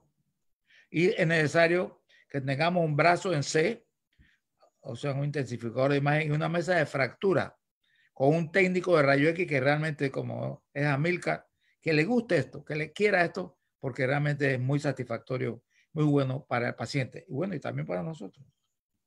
Aquí tenemos al doctor Godfrey, que vino a verme, y aquí tenemos al doctor Jan, que también vino a vernos, el de Haifa y el otro de Nueva York. Hicimos esta prueba, pusimos 2 Steinman en una naranja y no se puede doblar. Y a veces con un solo eje puede que se rote. Entonces, este era una de los recursos que usábamos para demostrar que 2 pernos, 2 tornillos perforantes y deslizantes telescópicos nos daban una fijación del cuello amarrado a la placa en su superficie lateral.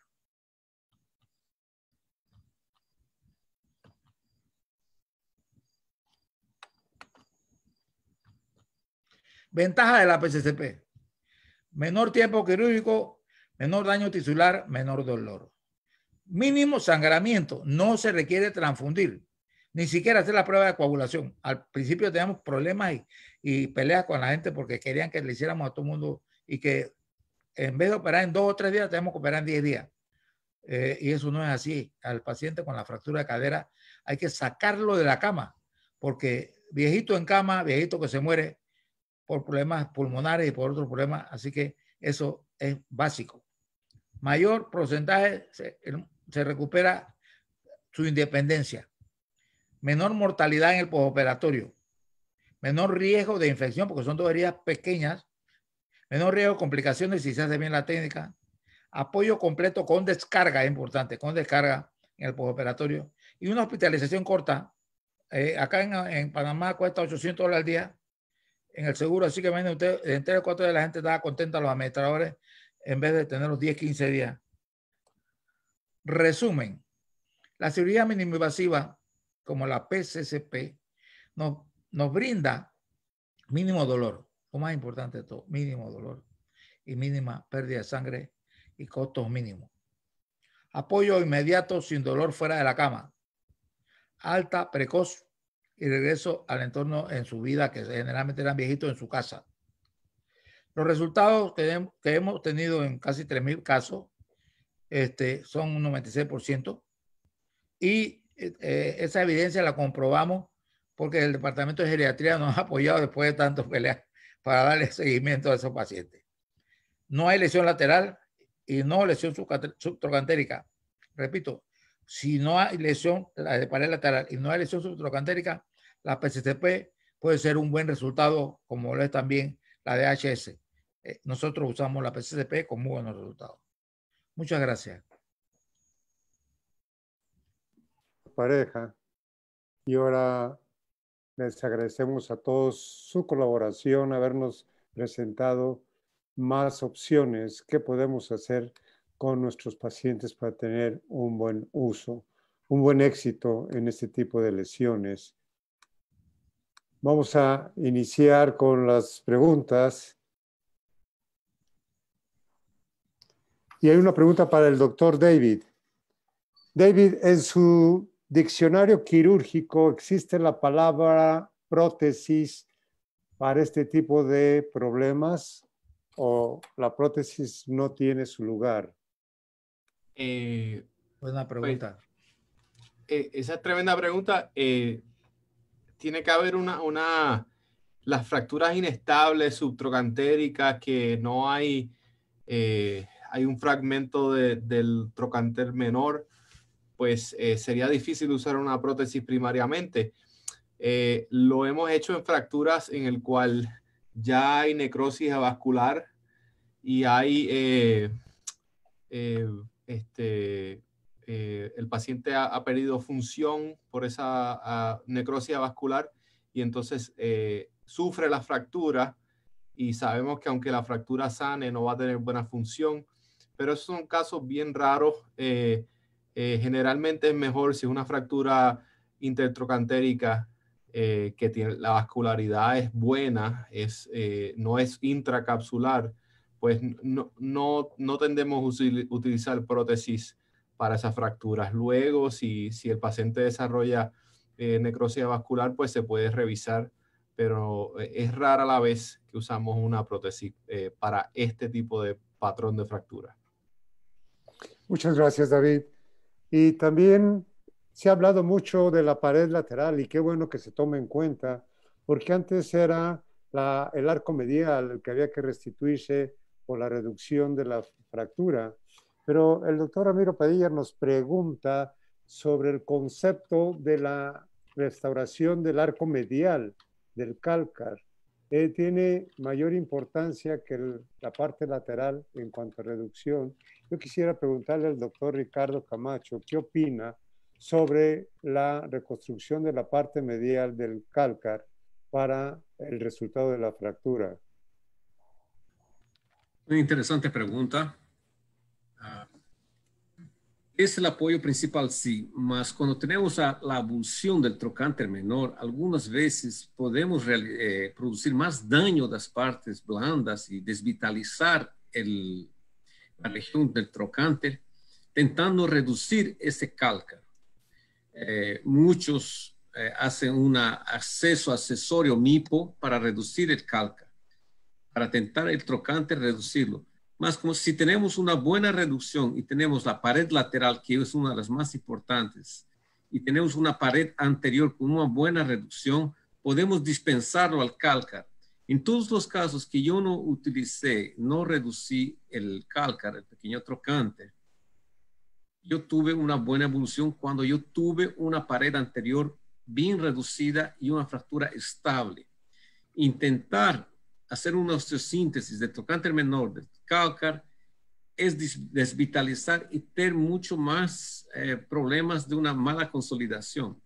Yo prefiero dejarlo a mi paciente con unos ejercicios isométricos por unos 20, 30 días y después liberarle el apoyo que hacer una desvitalización del trocánter menor. Es una buena idea, mas ¿quién tiene la técnica, quién tiene el instrumental para poder reducir el cálcar?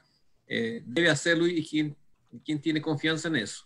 Si yo tengo una buena pared anterior, puedo dispensarlo el cálcar. Muchas gracias, Ricardo. También existe aliados que es el cemento, la cementación, la aumentación en este tipo de fracturas por osteoporosis, donde tenemos un débil hueso y no queremos tener una débil osteosíntesis. Quisiera molestarte, José Eduardo, si amplías más las características, los mensajes sobre la cementación, cómo podemos aumentar la resistencia de nuestra osteosíntesis en este tipo de fracturas, las fracturas por osteoporosis, por favor. A ver, Fernando, bueno, si me pregunta, los artículos hoy en día todavía no son... Táctica, consejos, cómo lograr una mejor cementación, el camino para lograrla. Bueno, lo primero que debes de tener es pues un implante que sea el adecuado para hacer la cementación. Entonces, pues nosotros utilizamos aquí, disponemos del PFNA, que es un implante cuya hoja deslizante o cuyo tornillo trae unos orificios en la punta distal, y después de que uno hace la reducción y coloca el implante, retira la guía que fija, digamos, el clavo con la hoja deslizante y mete otra guía que es canulada, prepara uno el cemento, ese cemento va a una serie de jeringas pequeñas que se amarran en la parte lateral de esta cánula y se van inyectando y uno va viendo por el intensificador de imágenes que se va formando esa zona negra o esa zona oscura como un árbol alrededor del tornillo deslizante o del tornillo común y corriente. Esa es la manera como se realiza se realiza el cementado. Por ende, es muy importante que uno no haya hecho perforaciones del cuello ni de la cabeza femoral, porque entonces habría una extravasación que se iría a ir intraarticular. Es muy importante que uno, la aguja guía no la vaya a pasar, digamos, intraarticular, porque por ese orificio podía desplazarse el cemento y quedar de una manera intraarticular. Entonces, esa es la manera. Ahora, tienes que tener un clavo especial para hacer la aumentación. O sea, sería muy difícil hacerlo con otro tipo de implantes, salvo que uno aplicara el cemento e inmediatamente metiera la hoja, pero la manera como se distribuye de una manera circunferencial es con este tipo de implantes que ya vienen perforados. No sé si te contesté la pregunta o... No, lo que pasa es sí le contestaste y nos orientaste más sobre algunos consejos para hacer este tipo de aumentaciones. Muchas gracias. Se van a poner en contacto contigo para platicar o discutir sobre un punto importante sobre la técnica y ya en lo particular un colega. Doctor Pareja, también tiene usted antecedentes sobre su trabajo en fijación externa y preguntan, ¿qué opina usted de los fijadores externos para tratar las fracturas trocantéricas? ¿Los usó alguna vez? ¿Cuál es su concepto? Esa es una buena pregunta. Me ha gustado esa pregunta. Bueno, para las fracturas intertrocantéricas en pacientes que están en muy malas condiciones, algunas veces hemos puesto fijadores externos que sean sólidos, ¿verdad? Pero realmente en la mayoría de los casos nosotros no usamos fijador. Yo soy muy amante de fijación externa, aprendí de Fernando de la Huerta porque es un maestro en eso, pero realmente en fracturas intertrocantéricas lo hemos usado poco. Tal vez en subtrocantérica, pero que va mejor, ya con lo que hay ahora de los clavos centromedulares, mejor los clavos en los multifragmentarios. Gracias. Muchas gracias. También, esto es para todos, ¿qué opinan en la decisión para una fractura trocantérica inestable, utilizar, el tornillo o la placa helicoidal? Empezamos con el doctor David. ¿Hay alguna preferencia de tu parte, David, para utilizar el tornillo o la hoja helicoidal? Pues mi experiencia es más bien con el tornillo, porque esa opción nada más solamente viene con como una opción el implante de Synthes. Así que no tengo esa opción en el implante que yo uso, pero he visto presentaciones y complicaciones en personas que usan ambas y he visto un patrón de que prefieren el tornillo luego de tener la experiencia. Yo no tengo la experiencia, así que personalmente no puedo recomendar y creo que hay un poco de evidencia que sugiere que los tornillos son superiores. Gracias, Ricardo. Perdón, David. Ricardo, ¿se requiere de una gran curva de aprendizaje para la aplicación de tu distractor, de la aplicación de tu sistema para hacer la reducción y poner el tornillo? Bueno, el guía. La guía. Es el guía, ¿no? Estamos hablando del guía. Sí. Entonces, el guía, lo más importante, en pocas palabras, sería tener la relación anatómica y tener la incisión en el punto correcto. Eso lo conseguimos por medio del guía en el intensificador de imagen. ¿Ya? Una vez hecha la incisión, el guía entra longitudinalmente y se encuentra con la cortical lateral del fémur y automáticamente se coloca en 135 grados. Esa sería una de las partes que costaría en la curva de aprendizado, saber agarrarlo el guía, estabilizarlo en ese ángulo, porque hacer el orificio es simple. Entonces, existe una pequeña curva de aprendizado. Ya tenemos como unos 8 servicios que tienen el guía, Pero infelizmente a algunos les gusta más el clavo, a algunos les gusta más la placa. Y los residentes, ellos quieren aprender cosas nuevas. Mas, ¿qué pasa cuando tu servicio no tiene el guía? ¿Qué pasa cuando tu hospital no tiene clavo, cuando solo dispones de DHS? Entonces, los residentes, las nuevas generaciones, tienen que aprender a usar los dos. Yo soy de la opinión de usar DHS en estables y clavo en inestables. Mas cuando yo no tengo clavo en mi servicio, en mi hospital, o en el hospital que fuera, se usa un buen DHS. Ahora, usarlo con un guía que me permita colocar el clavo en el perfecto ángulo y con seguridad, es fantástico. Sacarlo el guía de la incisión, de la área quirúrgica, mejor todavía sin dañar las partes más. Entonces, después de que conseguimos publicar en la revista, creo que vamos a conseguir difundir la técnica, y a quien le guste y tenga interés sobre el guía, estoy dispuesto a ayudar, comunicar, como ya entregué para el señor un guía, y entregamos en Ecuador, entregamos en España, en Brasil hay unos 5 guías en diferentes hospitales. Pues, son situaciones, ¿no? Sí, gracias, Ricardo. Para el doctor José Eduardo, ¿hay alguna diferencia cuando se ponen 2 tornillos en la cabeza para medir el TEAD, o no se toma en cuenta cuando se utilizan los 2 tornillos? No,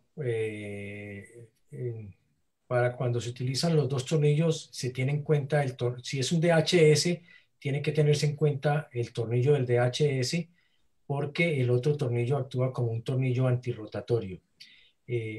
Yo ya no uso implantes como el anterior de Sintes, que tenía los dos tornillos, ya no me acuerdo el nombre. Ya no lo uso, y además porque nosotros tenemos un problema a veces en Colombia, y es que, igual que México, creo que son pacientes de una talla muy baja, tienen unos cuellos muy pequeños, y a veces es muy difícil colocar los 2 implantes en el cuello femoral. Pero el tornillo principal, si es un DHS, tiene que ser el tornillo deslizante del DHS. Y si es un clavo trocantérico, el tornillo mayor, porque es el tornillo que va más pegado a la zona subtrocantérica, porque acuérdate que cuando uno está colocando 2 tornillos, el tornillo superior debe de quedar por lo menos 1 centímetro por debajo del tornillo inferior, para evitar el famoso factor en Z. Otra cosa sobre la primera pregunta, Fernando, que quería acotar sobre si uno utiliza la hoja deslizante y si utiliza el tornillo. Yo pienso que hay que diferenciar un poquitico el tipo de pacientes. En los pacientes mayores de edad que tienen un hueso osteoporótico, yo utilizo la hoja helicoidal, y solamente perforo la cortical externa, no meto la broca hasta la zona del cuello. En el momento de uno impactar la hoja helicoidal, lo que uno está haciendo es que ese espacio que va a ocupar la hoja, ese hueso, se hace hacia los lados y se compacta más, digamos, en un cuello femoral que está osteoporótico. A diferencia del tornillo, que el tornillo, básicamente uno cuando lo está apretando puede estar sacando hueso osteoporótico. En cambio, en el paciente joven, un paciente de 30 años con una fractura intertrocantérica, que usualmente es de alta energía, uno debe de utilizar más el tornillo, porque se utiliza la hoja helicoidal. En el momento en que uno la está impactando, usualmente uno puede comenzar a ver que la parte lateral del fémur se va lateralizando, o sea, se va abriendo la fractura, porque lo que está uno haciendo es tratando de impactar una hoja sobre un hueso que está muy compacto. Entonces, esa diferencia hay que tenerla en cuenta en el momento en que uno va a colocar este tipo de implantes. En el paciente joven no puede uno impactar la hoja helicoidal, porque se puede producir una diastasis del foco de fractura. Gracias, José Eduardo. También hay otra pregunta. ¿Influye que el paciente tenga gonartrosis para seleccionar si vas a tratar la fractura inestable o si vas a colocar un tutor centromedular que sea largo o corto? Si influye si hubiese una gonartrosis en esa misma rodilla?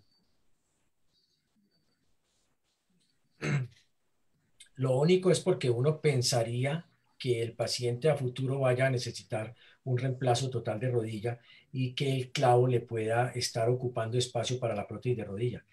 Pero no creo que un clavo tendrá que colocarlo demasiado subcondral, demasiado pegado a la zona articular para que en el momento de uno hacer un reemplazo articular vaya a obstruirle, vaya a molestar el clavo para colocar una prótesis.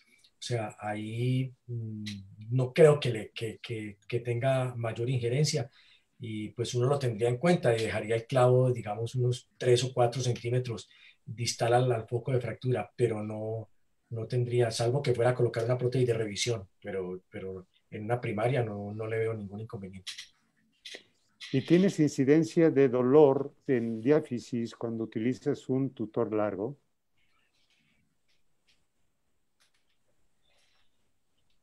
No, es más fácil la incidencia de dolor en los clavos cortos, en los clavos largos no, y lo único que uno tiene que tener en cuenta es por la curvatura, lo que uno debe de hacer es cuando está colocando el clavo, mirar en la proyección AP y en la proyección lateral, porque a veces el clavo en la parte distal le queda a uno pegado hacia la cortical anterior. Entonces uno debe de mirar que la guía no le quede pegada hacia la cortical anterior para que no quede ese pinzamiento del clavo sobre la cortical anterior que sí puede producir dolor. En esos casos yo utilizo un tornillo poste o un tornillo polar screw en la parte distal, lo pongo por debajo de la cortical anterior, unos 2 centímetros, paso la guía por debajo del tornillo y en el momento en que yo pongo el clavo me va a quedar en la parte central completa del canal medular. Muy bien, gracias. 1.300 millones de chinos no pueden estar equivocados. Y uno de los implantes que más ha crecido para la aplicación en Asia. Asia es el 51% de la población mundial y está creciendo la aplicación de la placa PCCP de manera muy importante. En México es un implante que se empezó a poner y buenos resultados. Sin embargo, una de las preguntas es, doctor Pareja, ¿sabe usted quién lo distribuye ahora y dónde se puede localizar o poder tener acceso para este tipo de implantes? Bueno, mira, esa pregunta desafortunadamente tiene que ver con una empresa que estuvo en México que era súper buena y hubo unas cuestiones ahí, Promeca, y esa empresa cerró, que era la representante de Orthofix. Entonces, ese implante no lo llevan a México. Y cuando yo le pregunté a la gente allá en Verona, Italia, dice que ellos no tenían suficiente producción y que México, que era uno de los que le compraba, que ya no le compraba, le facilitó tener producción en otros lugares. Y porque Verona, o sea, Orthofix es pequeño, es una empresa pequeña, y que eso le había facilitado usar la PCCP en muchos otros lugares. Y de hecho, en Europa se usa mucho por lo fácil para la fractura estable. En México no hay representante ahorita y realmente no sé si eso se va a dar o no, porque es cuestión de comercio, tú sabes, ¿no? De empresa y como está la situación ahora con el COVID, ¿no? Muchas gracias, Carlos. Bueno, quiero aprovechar la oportunidad. Fernando, en estos momentos, el año pasado nos presentaron de Orthofix un clavo cefalomedular bastante interesante y con unas características muy, muy importantes. O sea que yo creo que si ellos ya sacaron su clavo, la difusión de la PCCP va a ser un poco más compleja, pienso yo. Muchas gracias, José. No, mira, yo quería decir algo al respecto. Existe un clavo, correcto, existe un clavo recientemente, o sea, más nuevo, y fue hecho por el mismo Godfrey, por el mismo autor de Haifa, para las fracturas inestables. Y eso es lo que está promoviendo Orthofix en muchos lugares también. El clavo ese, como bien lo dice el amigo Quinterito, y con buenos resultados. Nosotros no lo conocemos. Muchas gracias, Carlos. Pues David, muchas gracias por tu conocer tu experiencia, por tu amistad. Ricardo, ¿qué te digo? México te espera, México es tu tercer casa. Carlos, muchas gracias, hermano, por estar acá y no te olvides de tus hermanos mexicanos. Claro que sí, por favor, acuérdate que mi segunda patria es México. Y José Eduardo, muchas gracias, como siempre, puesto y dispuesto. Quisiera pedirle a nuestro presidente de la Sociedad Mexicana de Cirugía de Cadera que hiciera el cierre de este webinar.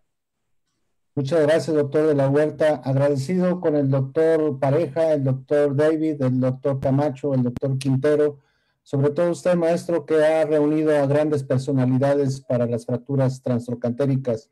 Un agradecimiento a todas las personas que estuvieron presentes en este webinar. Los esperamos el 24 de junio y el 27 de junio también, con 2 nuevas pláticas muy interesantes. Muchas gracias a los asistentes. Muchas gracias a los ponentes, muchas gracias a Sergio Toscano, que estuvo detrás de nosotros haciendo que este sistema no fallara. Agradecidos todos con ustedes, buenas noches, muchas gracias, que descansen y cuídense mucho, es mejor estar en casa. Hasta luego. Hasta luego. Hasta luego. Buenas noches. Buenas noches a todos. Felicidades. Cuídense. Gracias. Que Dios los bendiga.